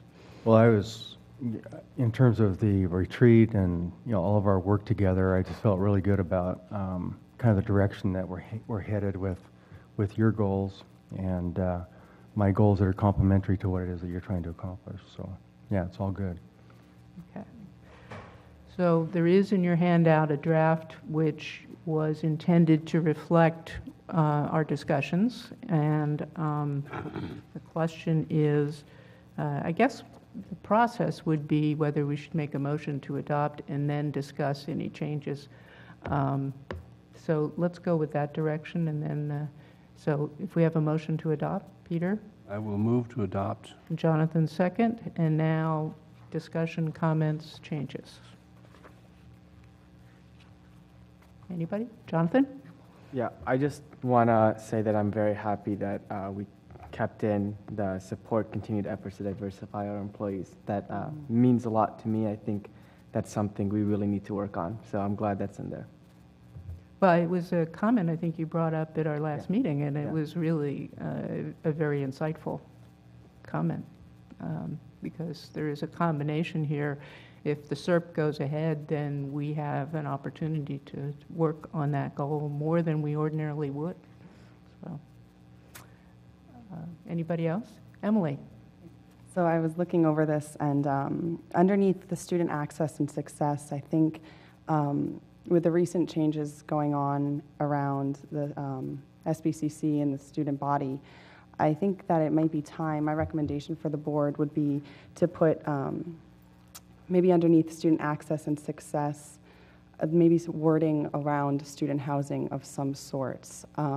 Not sure exactly how to word what I would want specifically there, but I think it is time to take the next steps in realizing and recognizing that the struggle with finding student housing and how much that struggle really does affect our students' access and success to this institution. So I think that for the academic goals this year, that it is, it's my recommendation that we put some sort of reference to student housing. Yeah, we did have in item 4 down here, the last bullet point, and we do have some typo issues, which I'm sure are my fault, where we've got double dots. But the last one, we're talking about engaging, participating, supporting, and engaging at the policy level with our superintendent, president, and the college to address major issues that will guide the college going forward, including college vision, scaling the size of the college, and related housing issues and fiscal stability. And the thinking behind that is that these are interrelated. I mean, we touched earlier this morning that, or this afternoon, evening, that it's a complex issue. Housing is not a standalone issue. It is something that greatly affects our community community relationships. Craig mentioned this. So I'm thinking of it as a more global goal, and hence the recognition or the placing of scaling together with housing so that we talk about it in a global way. So that's kind of the thinking, and I have been talking with Dr. Beebe about one of the remaining items, which is student housing on our list to get to things this year on next steps. So I'm hoping we're going to have some next steps that we'll work something through for our agenda next time that will move in that direction. Other comments? Peter? Well, the other area that seems obvious to me is the 4th bullet under item 1, student access and success, where we talk about student educational access, because housing appears to be very much related to the question of access. We could put an exploratory goal there, that we commit ourselves to explore the feasibility of student housing of whatever stripe we come up with. But I agree that this is really an important point. Our student body has a right to know that we really are serious, we're going to look at it. The community has an equal right in knowing that we're going to look at it carefully from all perspectives. So I would support the idea that we throw something in here that says student housing. Yeah, I think all I'm saying is I think we do want to do that. I'm just, where it goes, I don't care. It's just that I don't want to trip over ourselves in how we express it. They're the same thing.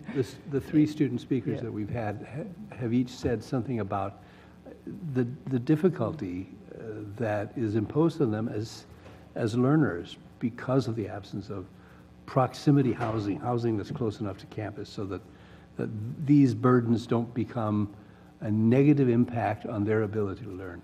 And that, to me, that has to do with student access. It does, but it also has to do with the whole question of the nature of our student body, which is part of that larger discussion, which is scaling the college and the composition, which we talked about in our, when no, Paul I presented. agree yeah. completely. So, goal attainment within, just looking, because this is a focus on local needs, the fourth bullet point. And I think you're talking about the needs of people who are coming from, I mean, our speakers were from out of state. No. Um, From Monterey and from Pennsylvania. as far as I recall, and maybe one from within state but out of district. Are we really looking to finalize some wording for this at this time? Mhm. Which we could do. Yes, this I is think- for I think- final adoption. Thank you. Then I would like to see a phrase in there that says, that we should look at housing issues related to specifically, student throughput, student success. That I think that one bullet point added, so we're looking at housing and how it would and could affect student throughput. Which I think what you've all been saying. I No, just I try to get that. find exact words. Veronica, you were also I think chiming that in. making that a goal is getting us a little bit ahead. Where we've been, certainly with Dr. Gaskin, is listening to the community, working with the MESA. It's been steps.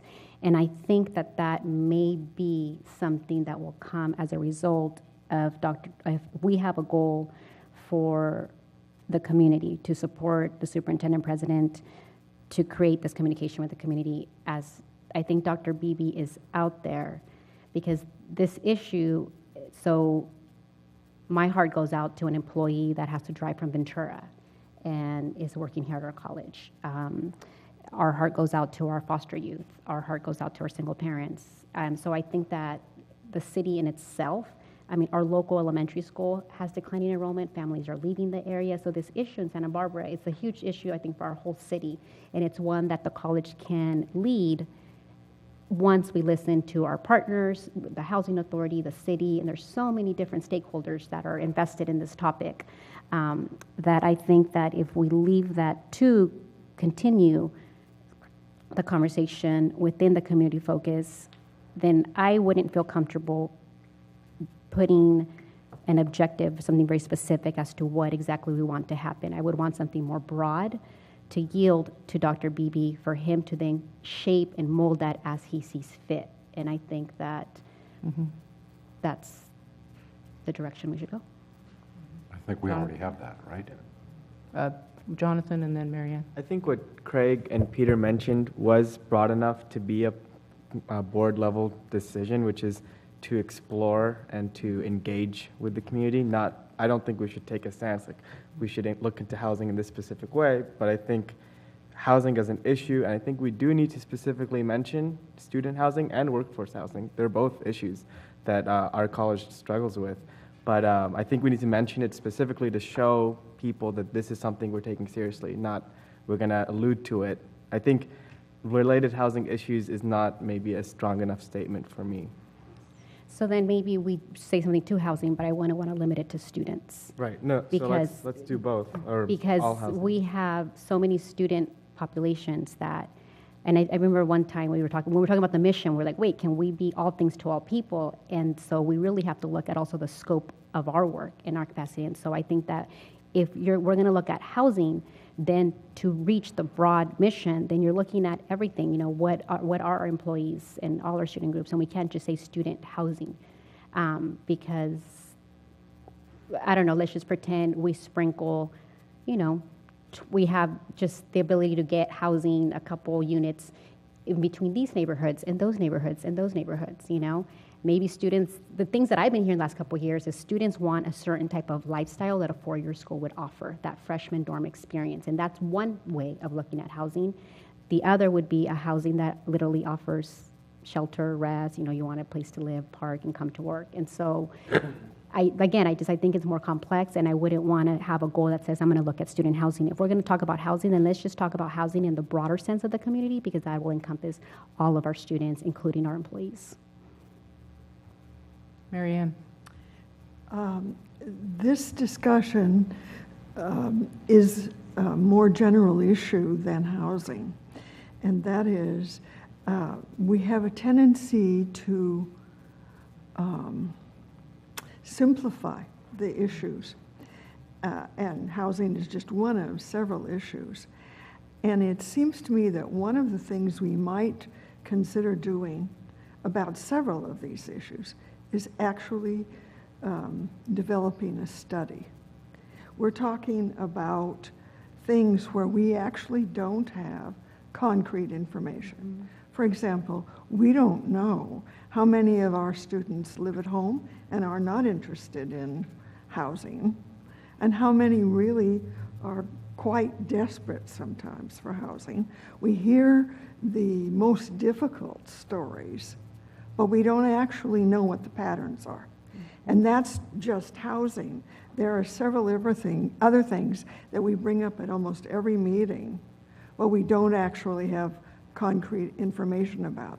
And I'm not suggesting we run out and start lots of scientific studies, but we do need to start gathering some information.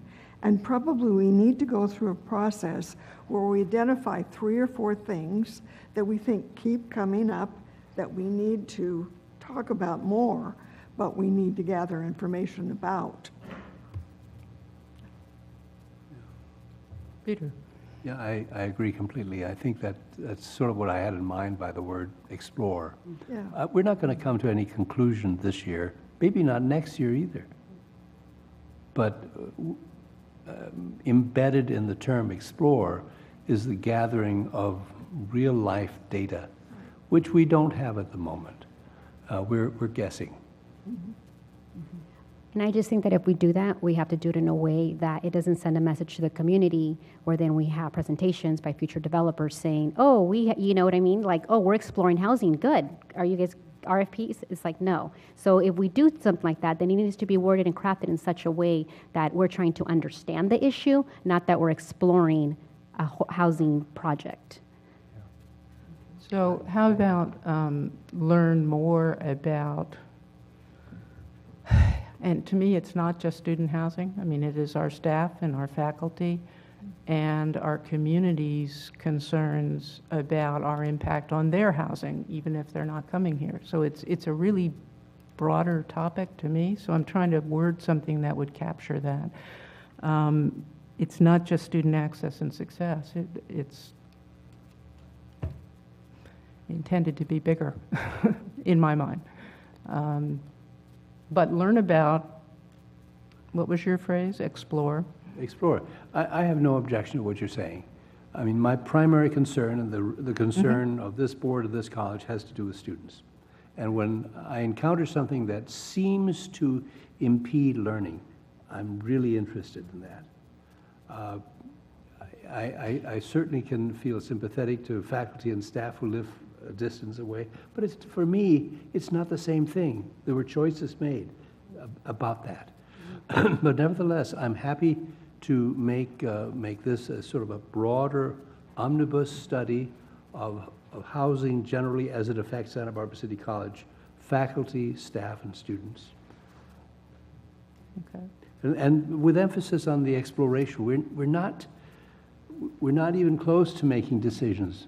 But I think looking forward, thinking that we're going to be at some point having to make decisions, I'd prefer to make them with data than with assumptions. How about, sorry, Craig, I'll get right to you after this. I'm thinking that it's a standalone. It's not just student access, it's not just community, it's not just fiscal, and it's not under, I mean, we do have something under college board relationship, but you're talking broader. So I'm suggesting a sixth item, which is explore and learn about housing issues. I have language. Okay, Jonathan? And Support efforts by the college to explore the issue of housing and engage with community stakeholders to do so. Is that, I think the last part is maybe hang on, too you went way too fast. Sorry. Support efforts by the college to explore the issue of housing, and we could put the issue of student and workforce housing, or none of that, and engage with community stakeholders to do so. All right. Lower again, support efforts by the college. Support efforts by the college to explore the issue of housing and engage with community stakeholders to do so. To explore, not to. Yeah, to To explore. explore. Yeah. I like the insertion of both student and workforce. Yeah. I think, though I'm concerned about housing generally in the county of Santa Barbara, that's not where I want to spend my time. Yeah, but it was an issue in the bond. If our community is not comfortable with us, we will not get another bond. So I think it's a bigger package here. We can't just stop at saying students and faculty. We have to see the big picture and learn, support efforts to learn. That does it. Well, okay, but that provides, that's the context. Yeah. Looking at student and workforce housing will necessarily engage us in looking at the broader picture, because it isn't just our problem. It is a larger community problem. And it's, you know, it's not just our community that has this problem. I think we're aware of that too. Craig, you were having a comment a while back, and Yeah, I'm fine with the language that you recommended. I don't really see a need for change. I think that's the direction to go. After listening to Mary Ann's comments and what Peter said, about the need for data. And yeah, it's always nice to have more data, and some of the data we haven't collected because there's been reasons for not getting it or it hasn't been available to us. But we do have some data available, and the business community seems to recognize that fact and see it, even if we don't really grasp it. And it's not just like working with the city of Santa Barbara. We have the city of Goleta, we have the whole district that we serve. And so, and yeah, there is all the issue of the students, the faculty, the staff. You know, how do we make this a better life? We probably can never achieve perfect utopia, but over time, we can cope with some of this in better ways than we have. And I think interacting with our community and listening to the real estate developers, to the bankers, to the industry, the business leaders in our that operate within our district, they can give us a lot of these answers. And we see that they act on the information they have and what they do and what they've done in the past. We recently had, because it's been talked about the most lately, is Mr. St. George and wanting to do something on his own across the street from us there, and he bought the property. And I'm not involved in that. It's not our decision, and we're not doing that. But there's a businessman willing to invest a lot of money. So he must see a real need. And does the college really understand what that businessman sees and why he would put all those millions of dollars there? I mean, it's really important. What kind of economic shift do these business people see? We see changes coming in Isla Vista. We see possible changes in demographics and in the age and the students of the population and where they're going to live, and where, maybe not where they're going to live, but where they're not going to live. We see purchases made by, say, UCSB that's going to possibly change the demographics of Isla Vista. Where is this housing going to move to?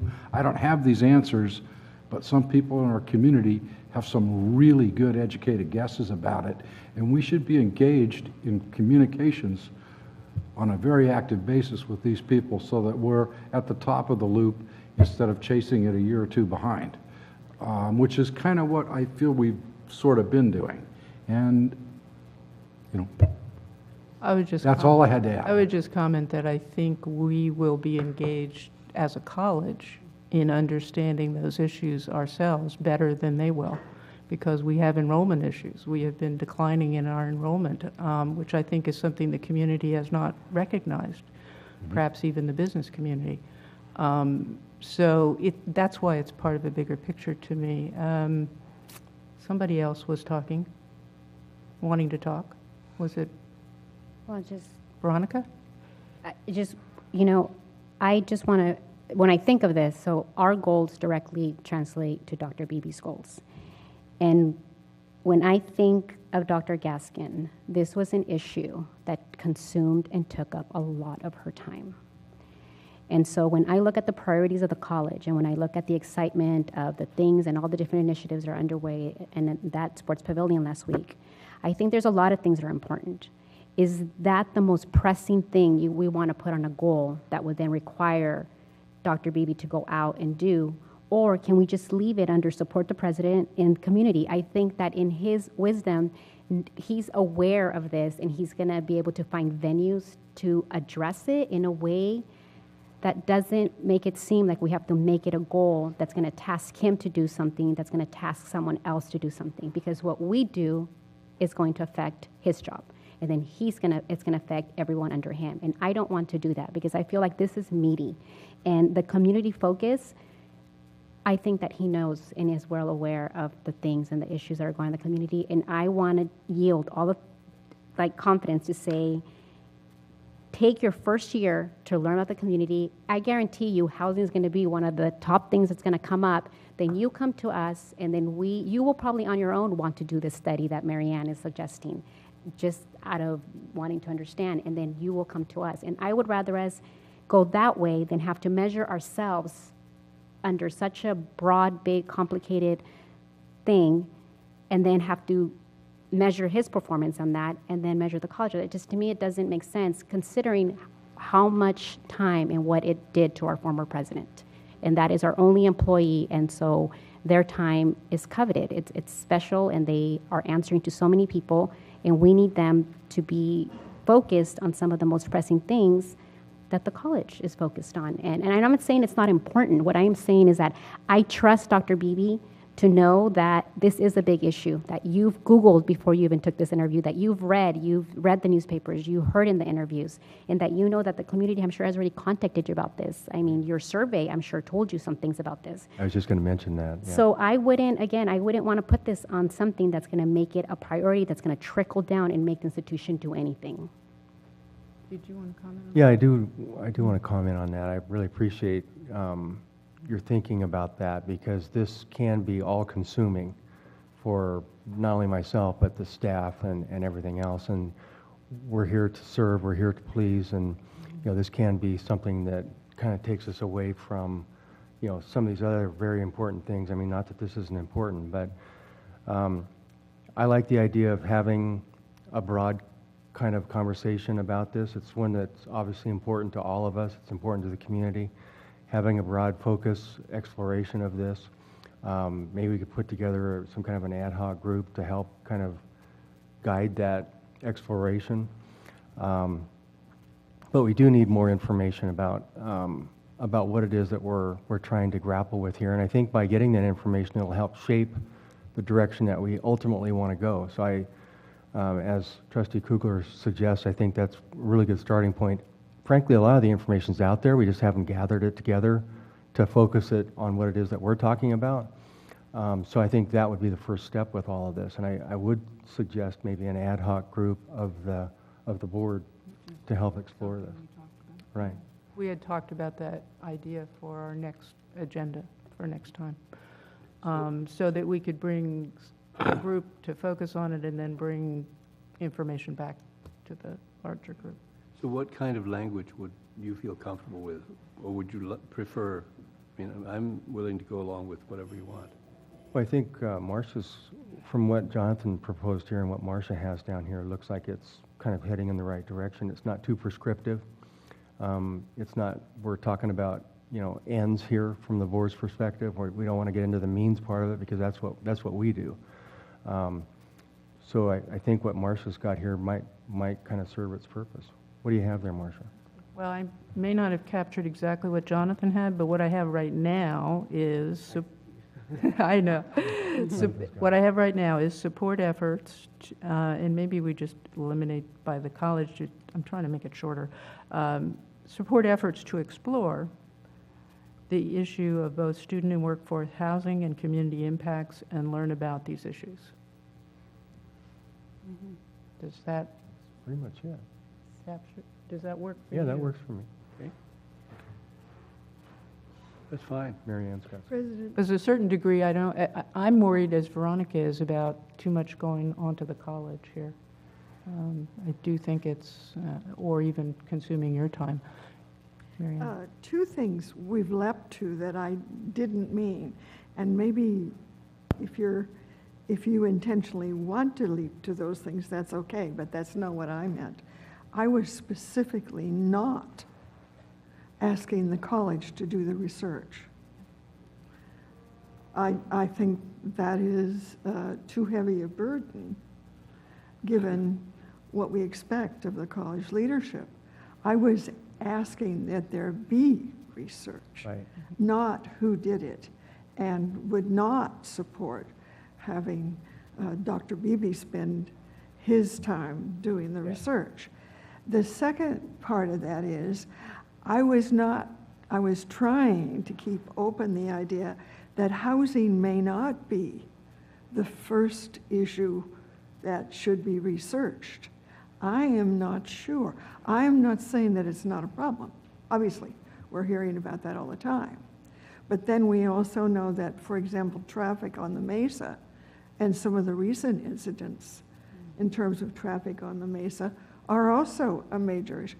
I imagine that the board could come up with 5 or 8 or 20 major issues. What I'm asking for is a process or a time for us to decide what we think the major issues might be, and then support for Dr. Beebe to set up whatever he believes is an appropriate way to do the research, but not himself. And I guess I wasn't clear enough about those two things, because I don't want us to jump to housing if that's not the first most critical issue. So then maybe we don't have a goal for that. We don't add it. Just wait till something comes up, right? No, I'm suggesting that we go through a serious planning process where we have the opportunity to work with Dr. Beebe and discuss and rank what we think are the things we need to hear about and the information needs to be gathered about. I don't want to wait until any of these things cause tragedies or problems. I'm just trying to have us do it in a way that is intentional.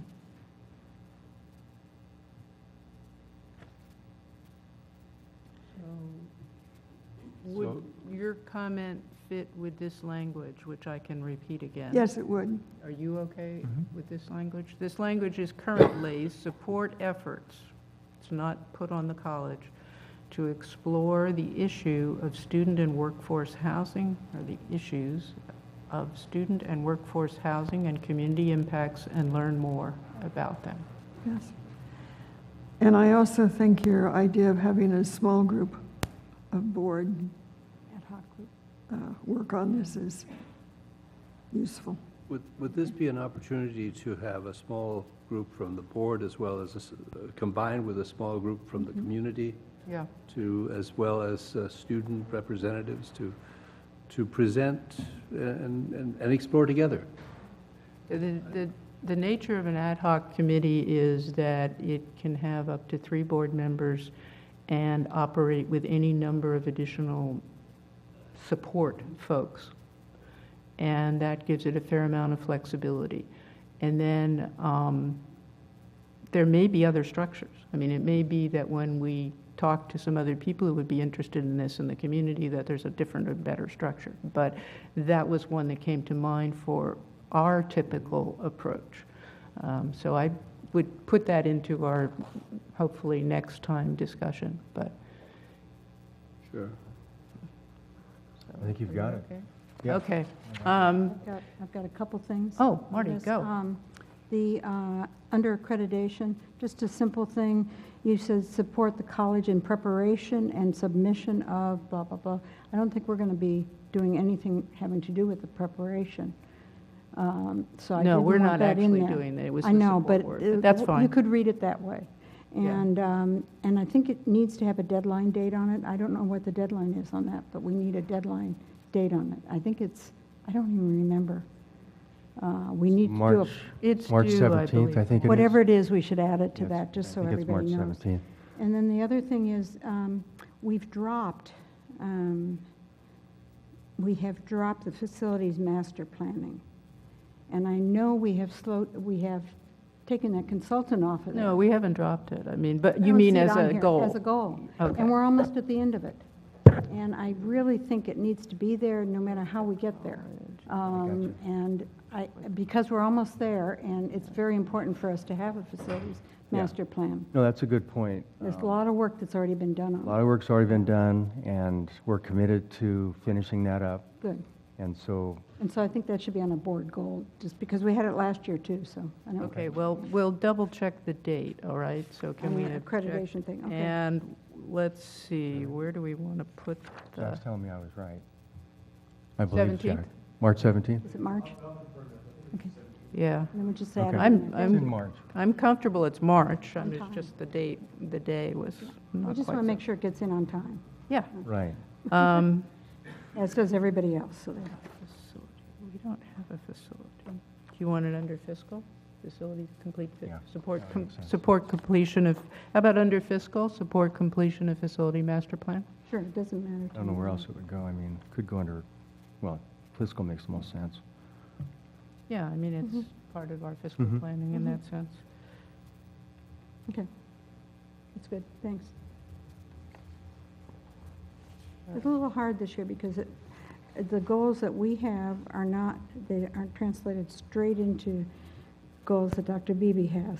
And before we've done that, it's just been 1, 2, 3, 4, 5 on each side, so it's a little hard for me to read them and reconcile them, but, but they're good. Okay. Well, I do think we've tried to integrate that and No, make I know we sense have for in you, other and then ways that, yeah. I know that in addition, it will be passing down through the college, so we have to think about it in those terms. Right, and they'll be on the website too. Yeah? Okay, so we have a bullet point added to support completion of facility management plan, No, master plan. master plan, I'm sorry, you're right.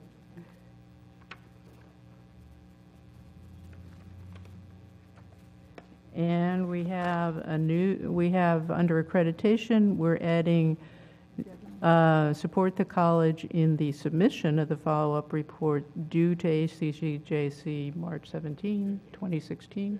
15? 15? Thank you. March 15.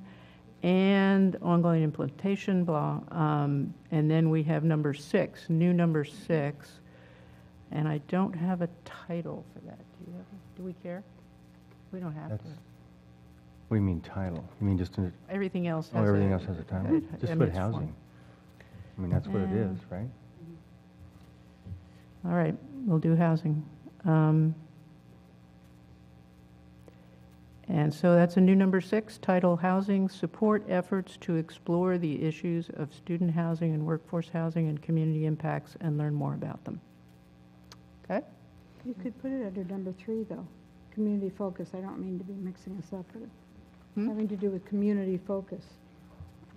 You mean move it under there? You could. Yeah, it I seemed know like it's a it little was different. a bit of everything. That's Sure. why I sort of broke it out.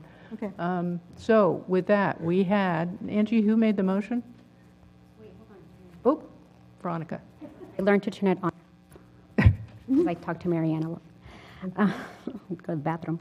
So under build a stronger board in number 4, it's just, to me, some of this is kind of wordy. And when I read it, it's not just support the president, it's like support the president and these things. And it's almost getting into the means. And I would like these to be a little bit more broader, because what if you don't get to something by the end of the year? Or, so why do we have to support him on these specific things? Like, why can't we just support him to address whatever issues he tells us are important? Do we have to be that specific? Is that getting us into like how he's supposed to do it? I think that as a board that you're getting into a little bit of the means in there versus just saying we have a broad goal that we want to support the superintendent on major issues. And because, right now, yeah, the college vision is something they're doing, but what if something else comes up? And I just feel like, what if we tie ourselves down to measuring ourselves and then measuring our superintendent against something that may or may not be pressing? We don't know what's going to be pressing in 2016, 2017. I think all 3 of these have already been discussed as things that we were anticipating for this year, which is why they were in there. But Well, like engaging the board early on in decisions. I mean, staff and I, PC, we've all talked about the importance of that. So that is something that we're already actively moving forward on. I don't think these are so specific necessarily that they're directing me in a very prescriptive way. I think they leave flexibility in terms of how I'm going to engage you earlier on, right? Yeah, I Does that mean, help? I know you've been addressing, certainly talking about the college, development of the college vision. We've been talking about the issue of scaling, and a college conversation about scaling the size of the college. We covered that with the enrollment management discussion. Certainly, we've been talking about housing. And fiscal stability has also been, I mean, essentially the whole subject of the retreat. So I don't think we're picking topics that are surprises. Am I? Right. No, I think this is kind of what we've been talking about. So I think we're okay, but I appreciate you Yeah. trying to protect me. Thank you. Yeah. Well, no, I mean, like I said, we just, our last president was Dr. Gaskin, and she, she expressed, the things that she needed, and so I just think that as you enter a new relationship, then you have to be aware of what your previous president told you, and so why would that be any different if she was at the same college, the same community? And so, yes, you guys are two different people, but some of the issues are the same, and if there were some things that were too much, it's like, well, why would we put them back on there type of thing? But if we're thinking that this is all doable and possible, I wouldn't want to send a message to the college that we are just going to embark in this, unrealistic venture this year. But because when you look at student success and access alone, that's a lot of work. And the college has been so dedicated to that, but it takes a lot. And so that's one thing. But I think if you guys are all comfortable and Dr. Ruby's comfortable, then we're good.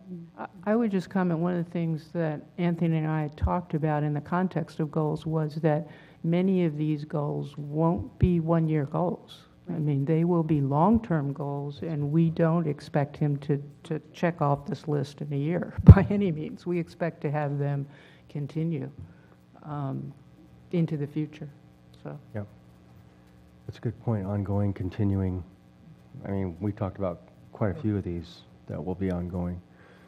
Yeah, so. You're saying essentially that there's no achievement benchmark at the end of each one of these where we definitely, by the end of the year, will check it off and done. No, Well, I don't see progress it towards. done. Progress toward, but I don't see Right. it done for most of it. That's consistent. Okay, anyone else? So going back to, who made the motion? All right, so Trustee Haslam, with these changes, are you comfortable with your motion to approve? Incredibly comfortable. Good, and Jonathan, you're second? Definitely. All right, all in favor? Aye. Opposed? Guess we're there. Okay. And by the way, folks, I really appreciate that everybody is engaged in this discussion. That's good. We don't have to agree, and we are really discussing it. Yay. Yeah. Okay, we're moving on to another interesting topic. I'd kind of like to talk about 6.2 and 6.3 together. Does that make sense to you? Because I think Okay. they're related. All right. Do you want to do the intro? So you want to talk about board subcommittees and the revisions to the together. board? I mean, I think this fits. Well, I mean, the board subcommittee discussion is really something that you all need to talk about, but one idea that's come up is that, maybe we need to revisit the charge of the subcommittees themselves and whether or not we should continue in that format. I think, the facilities committee was a good example. Everybody came, spent resources, time, treasure trying to get to the subcommittee meeting for facilities, which was a valuable meeting, don't get me wrong, but it was 15 minutes and it could have been very well discussed right here. at a full board meeting. And in some ways, that can be more transparent. Can be more transparent, the discussion. It can also be more efficient in terms of your all time and staff time to be able to have that here if there isn't something that is challenging or controversial or something that needs further discussion. If it is something that's one of those areas, then obviously we could have an ad hoc board committee meeting about that to explore it in more depth and detail. So the discussion has been kind of, maybe we need to look at and review the charge of the board subcommittees and find out if we want to continue the current structure that we have or maybe look at something a little different.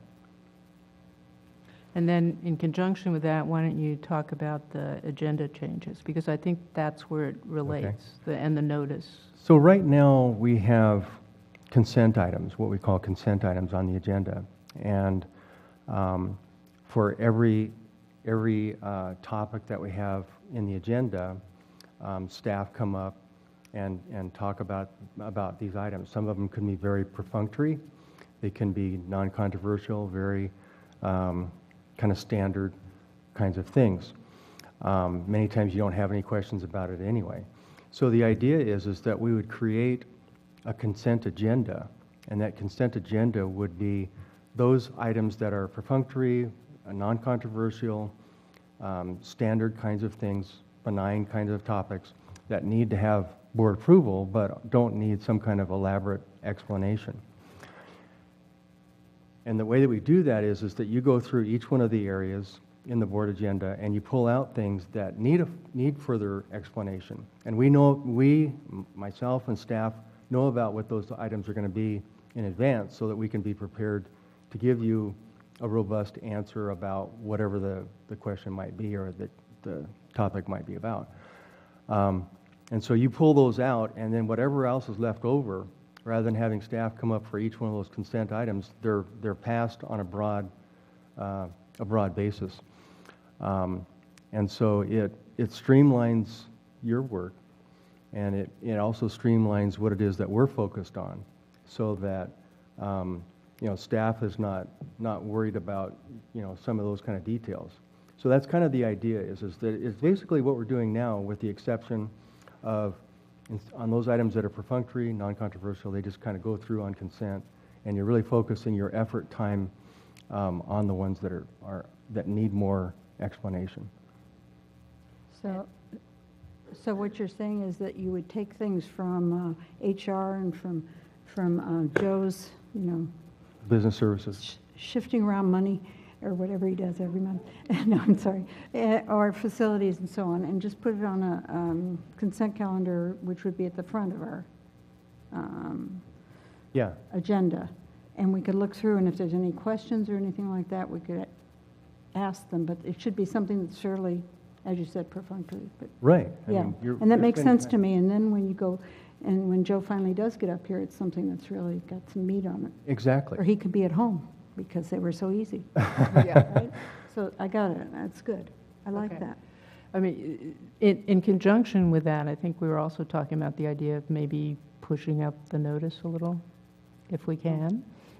Yeah, so we'd be able to get the Brown Act notice out maybe a day or two earlier. Maybe Friday instead of Monday? Yeah, maybe Friday, and Angie and I kind of talked about that a little bit. So get it out Friday instead of, Monday. That would give us, we'd have to back into it. And staff would have to kind of adjust what it is they're doing.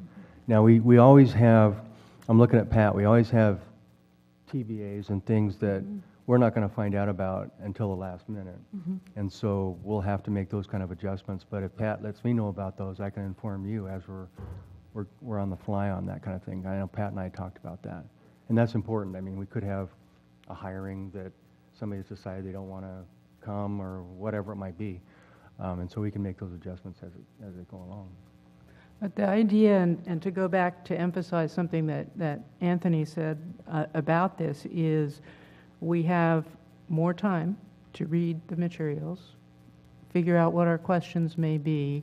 We will give Anthony a heads up on what we would want to talk about. In other words, you say, I see this item, I want us to talk about that one.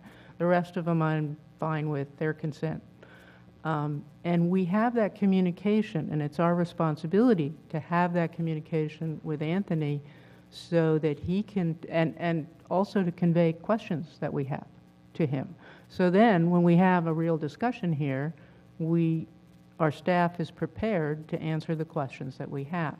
And that can be, I think, a really fruitful discussion for the entire board, and a reason why having the subcommittees where, I mean, we have our board reports, but it's not the same as being in the subcommittee. And so if there's a real issue here, the whole board gets to ask the questions and hear it. And when there's nothing, we don't have to convene a subcommittee to say, okay, no big deal. So that's how they relate. So we didn't do it this time, but the thought was also that this can be an experiment, guys. I mean, we can try it out. If it works well, we continue, and if we decide it doesn't, we can always change. So the way I've seen this done in the past, if I may, is that at the beginning of the meeting, the board chair would ask the board members, going through each one of the areas, human resources, business services, and such, do you have any items that you'd like to pull, that you'd like further explanation, that are non-perfunctory, so on and so forth. So we would pull those out, and we would already have a heads up that these are things that you want us to provide better information about, or whatever it might be. You'd pull those out, and then we'd ask for a motion. Board president would ask for a motion to approve the consent agenda, which is everything else that's left over.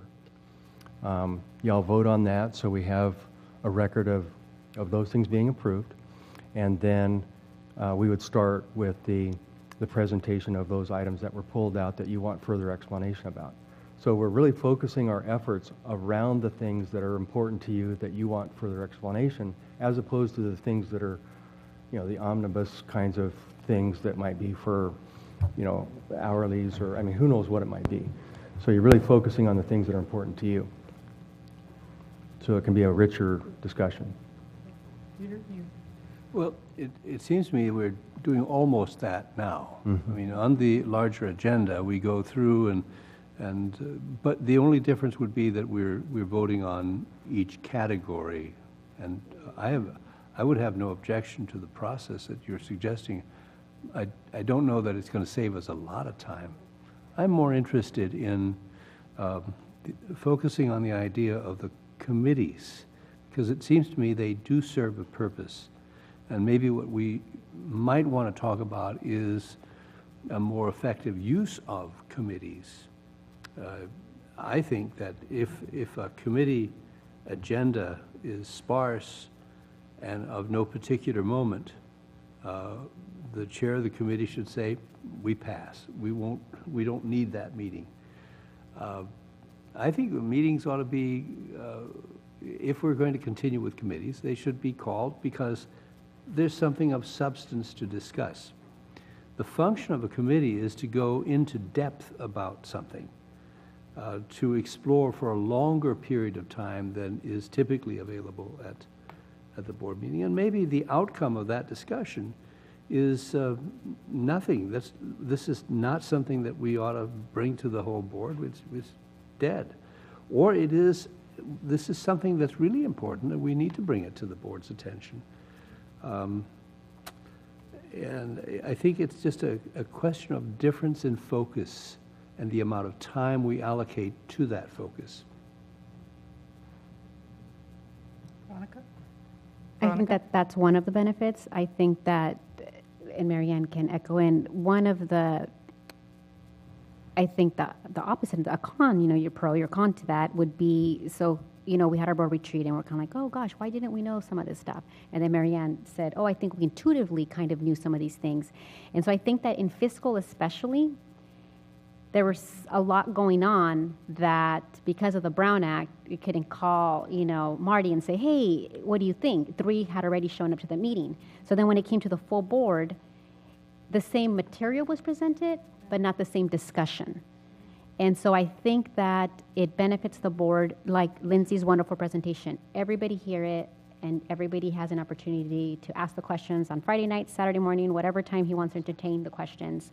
And then we all come to the table and we all have a clean discussion and everyone's on the same page. There may be times where we need to call special meetings or things like that, but that's what we sign up to do. We sign up to serve and to do this. I would be in favor of not having staff attend 4 meetings a month, one fiscal one, 2 board meetings, and having them just do their daily operations and have us free up that time to have discussions, all 7, because regardless, only 7 can give direction to Dr. Beebe. So 3 of us may have a great idea, and he's not going to run with it unless 7 are on board. So that, I think, has been sort of an issue the last couple of years.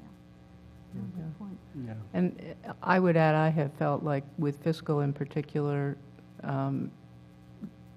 it hasn't been fair to those people who are not part of that committee, because that discussion that we had was not available to them, and except on a tape, but they didn't get to ask their questions. And we really needed to have a full board better understanding of where we were. So I don't know, Mary Ann, do you have? I completely agree.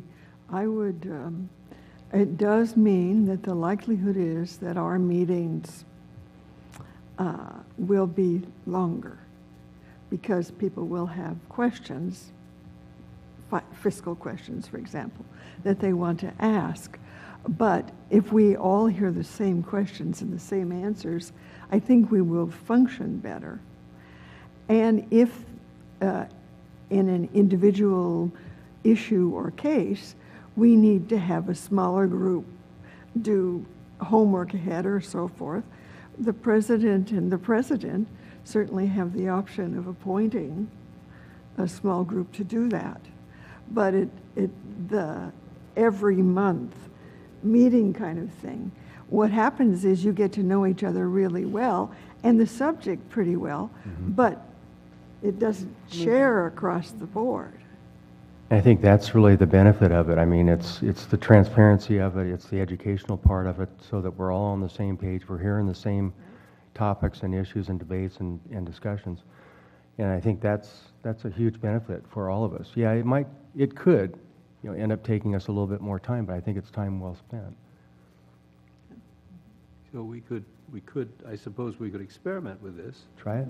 And I'm hearing that the system would still allow for us to appoint a special committee or subset that would look at something unique or something that might involve a larger group, including faculty and students. Okay, then. Yeah, the system certainly does that, and there's always the bring forth an agenda item that not otherwise covered, part of that system.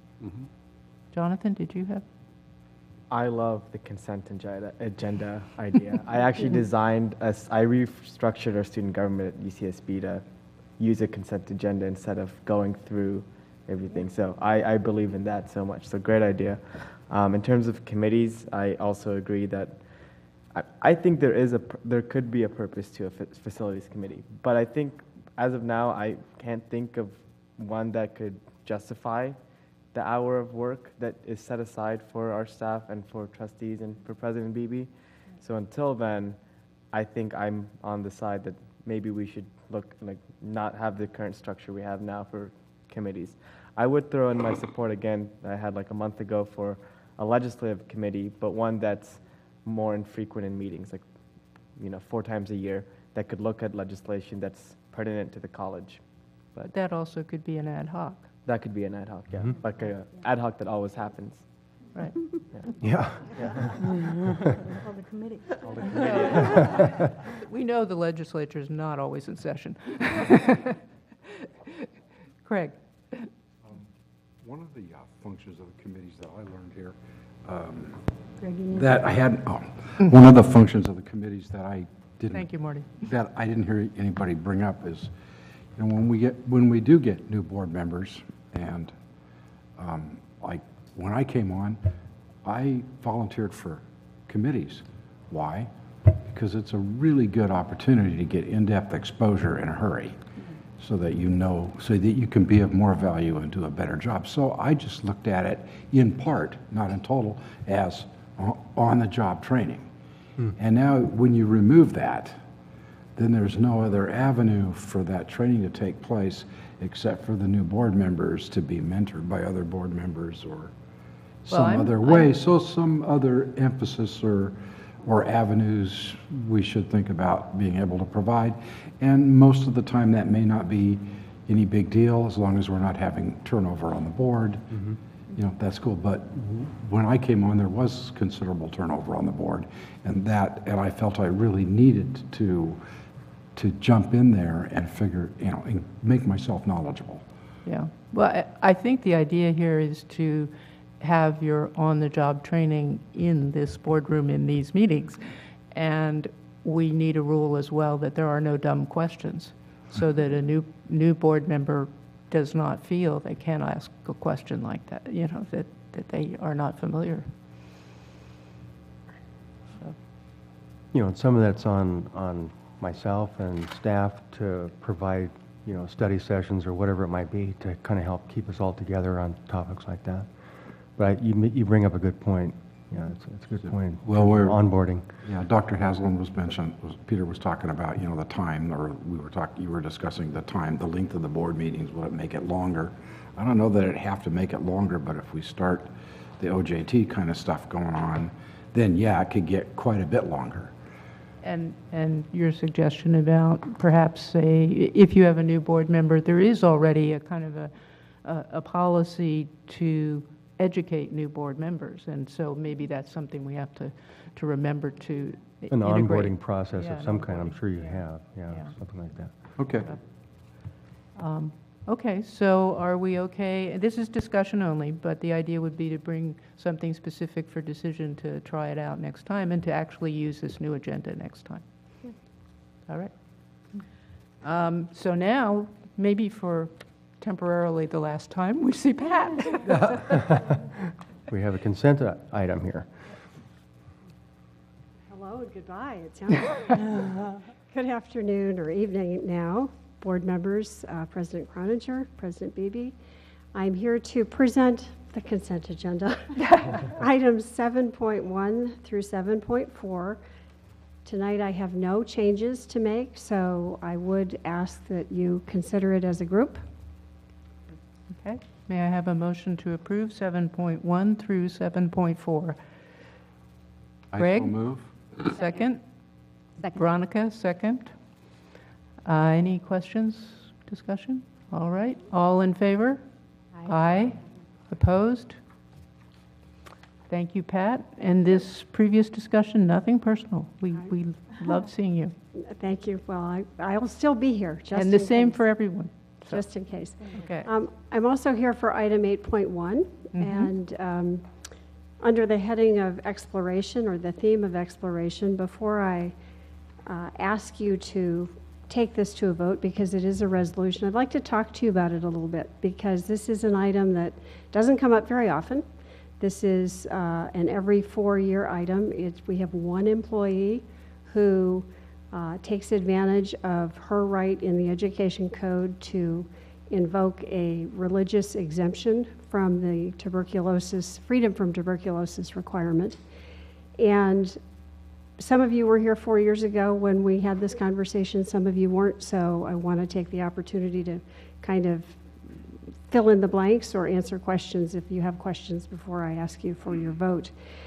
The education code section is very clear about the requirement for, I forgot my glasses, I'll be right back. You're really dragging this one out, Yeah. Make it longer. Read the fine print in the ed code. Okay. The education code makes it very clear that those individuals who are hired into academic or classified positions, that there's a requirement that they submit a document from their physician that they are free from tuberculosis. They have to present that within the first 60 days, or they have to have had it done within the first 60 days. And then they have to have it done every 4 years following. with a couple of exceptions. One of those exceptions is that at the discretion of the board, the section does not apply to those employees who don't require certification qualifications, so it doesn't apply to staff at your discretion who are employed for a time period of less than a year and whose functions do not require frequent or prolonged contact with students. Keep in mind that this has to do with protecting the health and safety of our students, okay? That isn't the exemption. Is my time up? No. That isn't the exemption under which this person has invoked her rights. The section that she's invoked is if the governing board of a community college district determines by resolution after hearing that the health of students in the district would not be jeopardized thereby, this section shall not apply to any employee of the district who files an affidavit stating that he or she adheres to the faith or teaching of any well-recognized religious sect, denomination, or organization, and in accordance with its creed, tenets, or principles, depends for healing upon prayer and the practice of religion, and that to the best of his or her knowledge and belief, he or she is free from active tuberculosis. If at any time there should be probable cause to believe that the affiant, that's the person who files the affidavit, I learned, is afflicted with active tuberculosis, he or she may be excluded from service until the governing board of the employing district is satisfied that he or she is not so afflicted.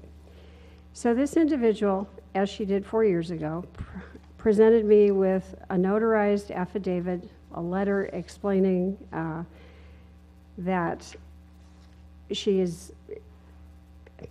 is free from tuberculosis. She has not gone through any tests. She's not displaying any symptoms of tuberculosis, hasn't for the last 4 years or the last 8 years, and it is in fact against her religious beliefs to go through this test. She presents that notarized affidavit to me. I am here to say to you that she is not in a position that interacts with students at all. She's not in a classroom environment. Her employment does not, her health and her position here don't pose any risk at all to our student population. So hence the resolution that you find on the board agenda this evening. I move to approve the resolution.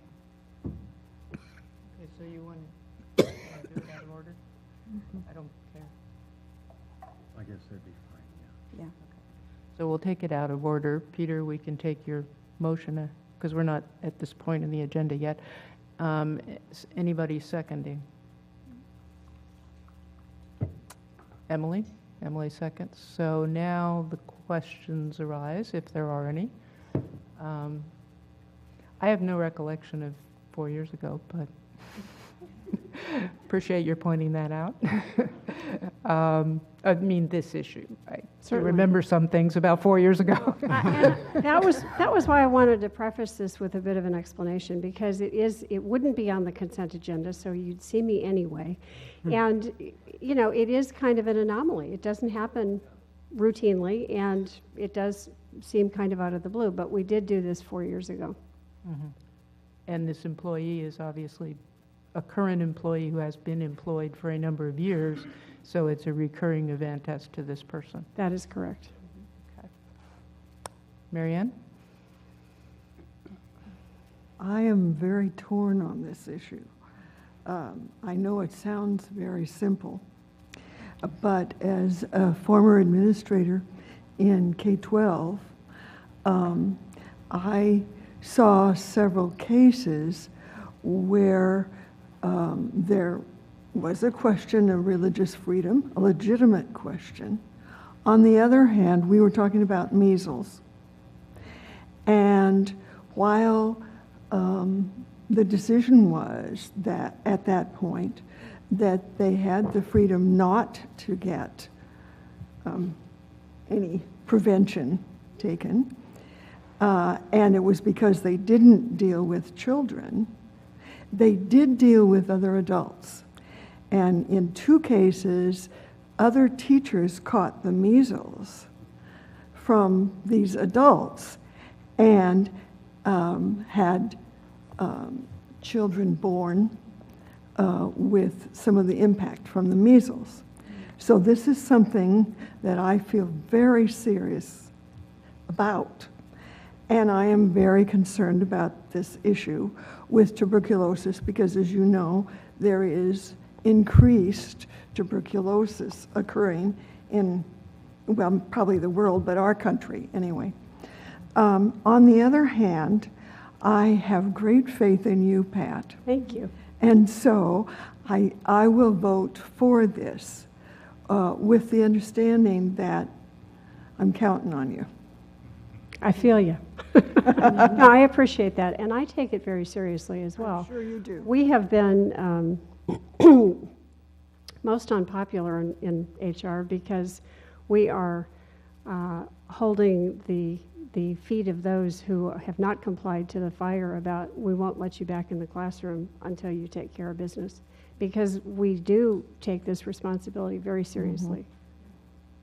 Yeah. I can add to this that Pat and I have had a couple hours of discussion about this particular topic, and you know, a lot of the things that you're bringing up, we've talked about. I'm sure. And Pat, as you point out, I mean, she takes this very, very seriously, and if there was any chance or possibility of this not being a situation where the individual would not be exposed to students in any great way, I mean, and this person's not. So I felt comfortable enough going forward with it. If this individual, for example, were to change positions, change roles within the school, that could be a game changer with respect to the exemption. And there's only one individual, so it's not like I'm going to lose track of that person. And the person has not changed jobs since joining the college, so I don't see that happening. Craig and then Veronica. Craig and then Veronica. Okay. I didn't see here that it was, where it says here that it's like it was for just one employee, that it's to allow you to make an exception for anybody that meets those same criteria. If it is just one employee, which it doesn't say here, so I didn't really know that. And now I know more than I really wanted to know, because I didn't want to know it was a her. I didn't really care. I'm inclined to vote no, simply because it provides an exception, creates a loophole for what good purpose.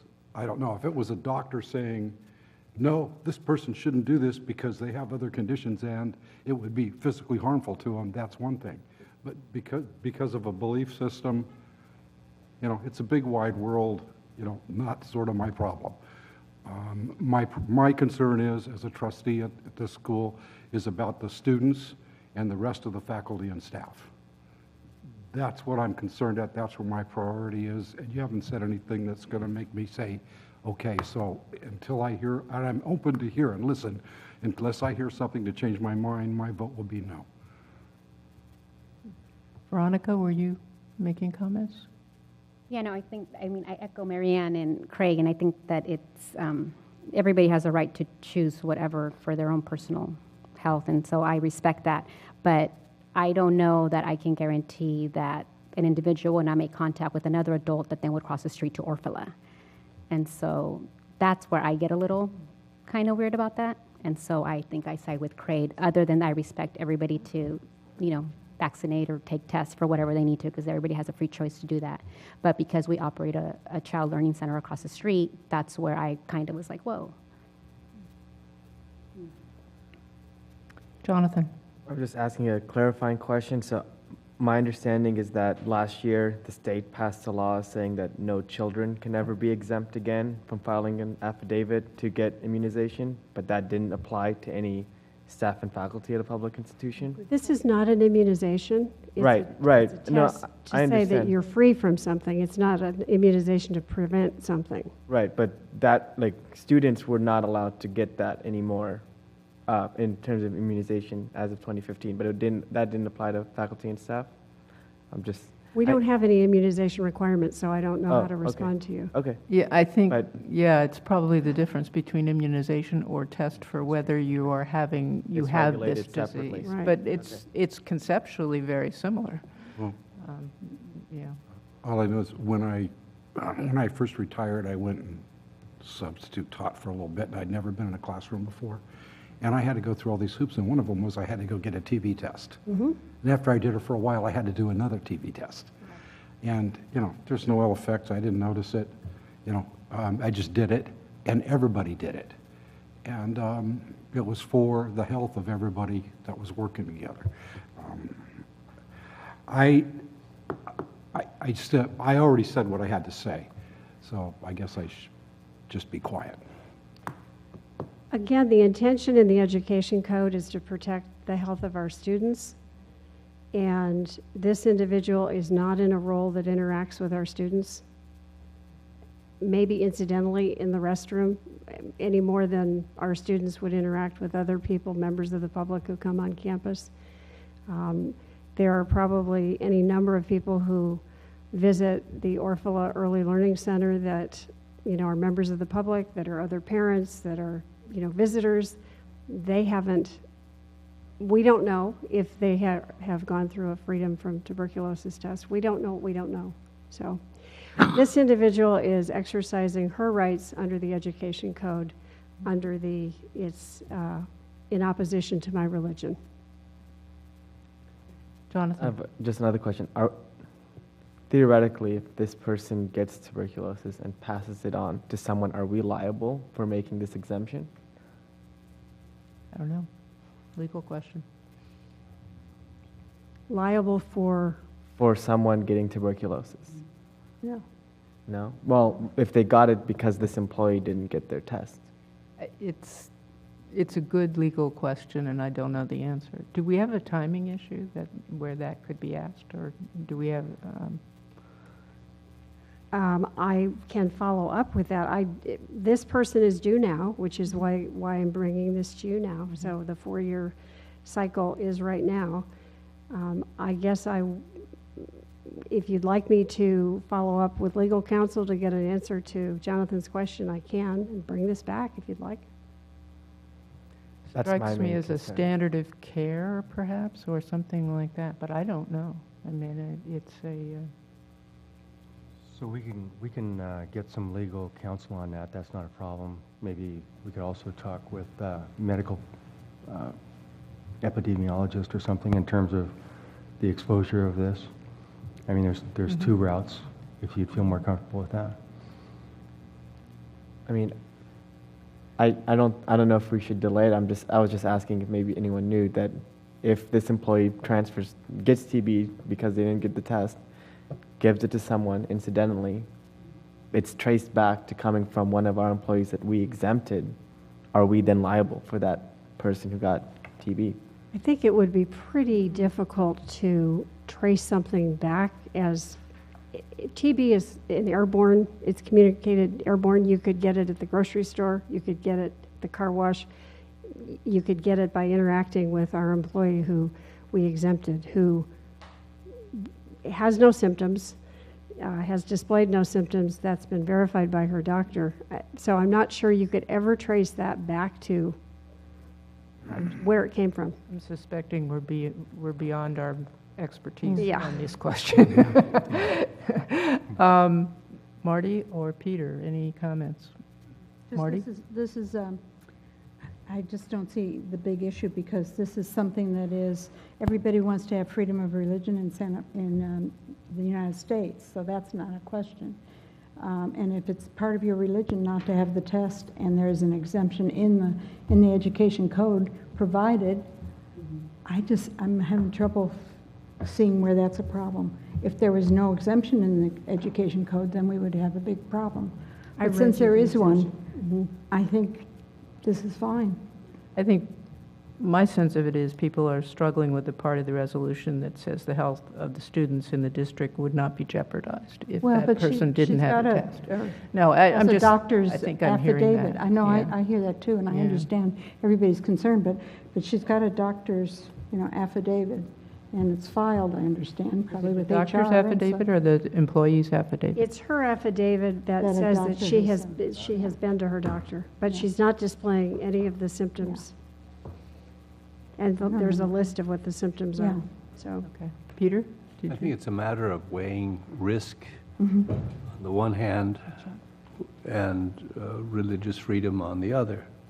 And I see the risk factor as having been evaluated as very, very remote. If this were a case of measles, I think I'd be very concerned. Well, I would be too. I'd Yeah. agree with Trustee Kugler and say, no, we don't want to do it. So, and I think the risk is minimal, and I would support this. I think it doesn't preclude us moving ahead and getting legal advice for the future. If we find that we were wrong, then at the next meeting, somebody might move to rescind this. Yeah. But I don't think we will. I think we'll find that there is this section of the Ed Code that has been carefully thought out, and that it's designed to provide relief for precisely this kind of situation.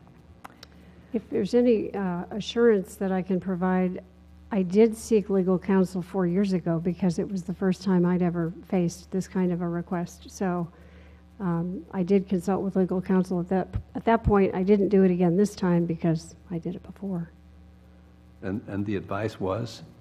Proceed, that she's exercising her rights. If she presents what she has presented, I needed to find out what she needed to do, or he, and that those requirements were met, and then I brought it to you, and life went on for 4 years. Okay. Mary Ann. Despite the fact that I am concerned about this, there is the law, and it is very clear that we would have to have a legal reason not to approve it. So I will vote for it. Even, I've expressed my concern, and I trust Pat. I think the tricky part goes to kind of what Jonathan's saying. So if it's Ed Code, it should just stand by itself. Why does the board need to approve it?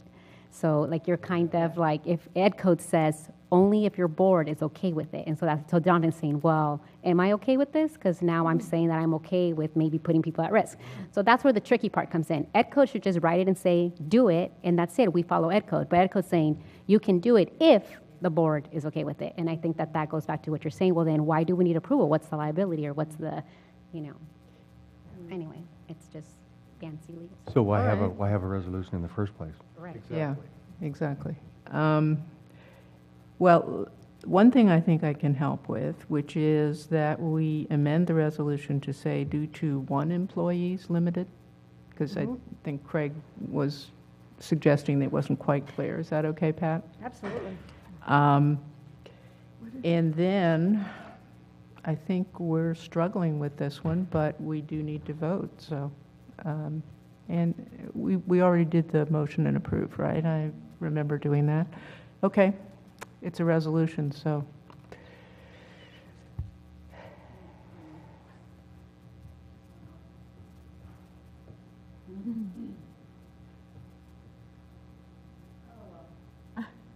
Trustee Nielsen? No. Trustee Gallardo? No? Trustee Croninger? Torn, but aye. Trustee Kuzma? Aye. Trustee Hadland? Aye. Aye. Trustee Booth? Aye. Trustee Abrams? No.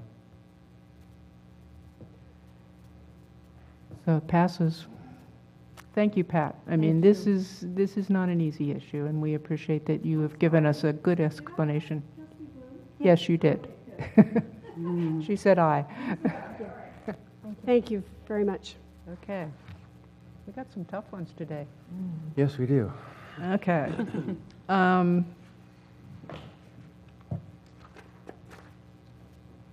Backing up.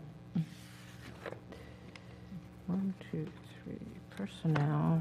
Yep. We're on 9 now. Yep, stipends. On the previous issue, if we are going to ask for additional legal counsel, might it also be useful to know, what are the consequences? Should we say no? Are there consequences to that employee? Will they be, in fact, terminated? And I think that should be known. I'm assuming the answer to that is already yes. I mean, that it's a requirement unless you're exempted. There may be alternative methods to getting that information besides the injection of the actual, can we ask her to come to the Yeah, I'm sorry, Pat. Sorry, Pat. Thank you, Angie.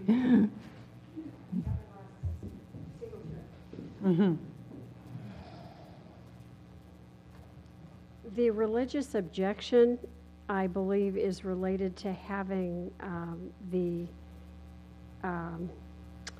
having the foreign substance, having the actual germs or the substance applied to the skin. There may be other approaches which are fairly new, which involve blood tests, where you're testing the blood as opposed to having a skin test. It's significantly more costly, that approach, than the skin test. So,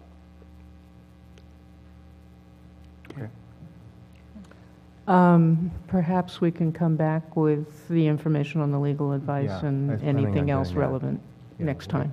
get It'll give you 4 years to figure this one out. I mean, we could also reconsider if we feel we have to, but We will come back with the legal opinion on that. Craig? I don't understand Peter's point about, well, would this mean that employee would lose their job? Because that may or may not be the case, and it may not. Yeah. But I don't think that should enter in. We should just think about the welfare of the employees and the students as a whole, and not one person's job. Yeah, I agree with that. Okay, so but I kind of misunderstood what you meant by that. Pardon me. Okay. Are we now ready to move on to educational programs? Paul, I know you've been standing there. Well, and unless you find Viking knitting or tortillas problematic, this will be quick. So I do want to make a correction before we proceed in item 9.1. For stipends, we've listed Marilyn Armstrong. Her first name is actually Barbara. She goes by Jordy, so nobody knew her real first name, I guess. But so that's the only correction I would like to make. But other than that correction, I would like to recommend for your approval item 9.1, stipends for faculty. And we also have item 9.2, which are proposed courses. We have 16 courses, among them Viking knitting and all about tortillas, for the Center for Lifelong Learning. Okay, can I have a motion to approve 9.1, 9.2? I so move. Emily moves, Jonathan seconds. Any questions, comments? All in favor? Aye. Aye. Opposed? Paul? Thank you. Thank you. And Joe?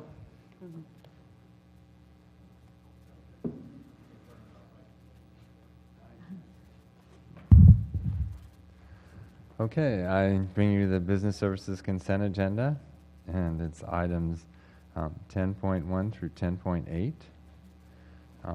I just wanted to comment on one of the items, the grant agreement for providing funds to the City of Santa Barbara to administer enforcement of the city's noise abatement ordinance. That's the SNAP program, which you're all very familiar with, that the Neighborhood Task Force has brought.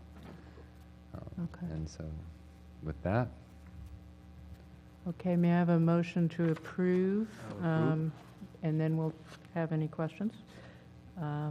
So we are, what are we, 9? I'm sorry, Joe. We're going 10.1 through 10.8. 10.8. All right. Motion to approve. I so move. Mary Ann moves. Second? Second. Second. Okay, any questions? I just had one, which is I think the current status is we're in the purchase orders. We don't have one anymore for 3B Plum. Is that correct? no, that purchase order was canceled. This is a timing Okay. issue. So we're not approving one for that in this case, basically. Well, actually, you are, but it's already been canceled. Oh, all right. Because of the timing of it. It's Okay. the timing of it. We submitted it to the Okay. board. And Joe and I did talk about that, so. All right, got it. Emily. I just want to thank you, Joe. I know how much hard work you've been putting in regarding the SNAP program, and I just wanted to especially extend a thank you on behalf of all of that. Thank you. Thank you, Emily. Any other comments, questions? Jonathan? I really look forward to seeing how this program plays out and how successful it is, because we're trying to do one in Isla Vista similar, so I can't wait to see it. This is good. Thank you. Okay. All in favor? Aye. Opposed? Nope. And then we have one action item. It's resolution number 4, and it's a budget transfer between major objects. And it's just one budget transfer this month. And this is a resolution, so Angie gets, we need a motion first, right? Okay, motion to approve the resolution? Move approval. Peter moves. Who's second? Jonathan, second. Angie? Trustee Giuseppe? Aye. Trustee Guerrero? Aye. Trustee Croninger? Aye. Trustee Kuzma? Aye. Trustee Kaplan? Aye. Student trustee Gribble? Aye. Trustee Bloom? Aye. Trustee Abu? Aye. Thank you very much. Okay, passes. And that takes us, oh, Mary Ann.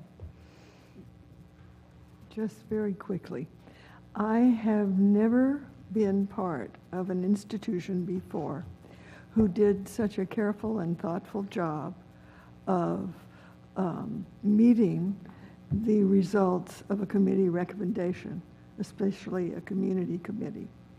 And I just want to say to you how very proud and impressed I am with this group. And this is the Mesa Task Force you're referring Yes, to? I'm referring to Yes. Mesa. Well, it's wonderful to see the progress, and thank you, Joe, for all the work you've done, because it's not just the task force, which you and Marty worked very hard on, it's the follow-up. It's the board. I mean, you all are the ones that had to implement this, and so thank you to all of you. Well, and it's also the city that City as well. worked with us and put this in there, so I'm going to be really interested, like Jonathan, to see how it works. I hope it works very Yeah. well. We all do. Yep. Okay. Thank you. Well, we're adjourned, and thank you for a pretty interesting meeting.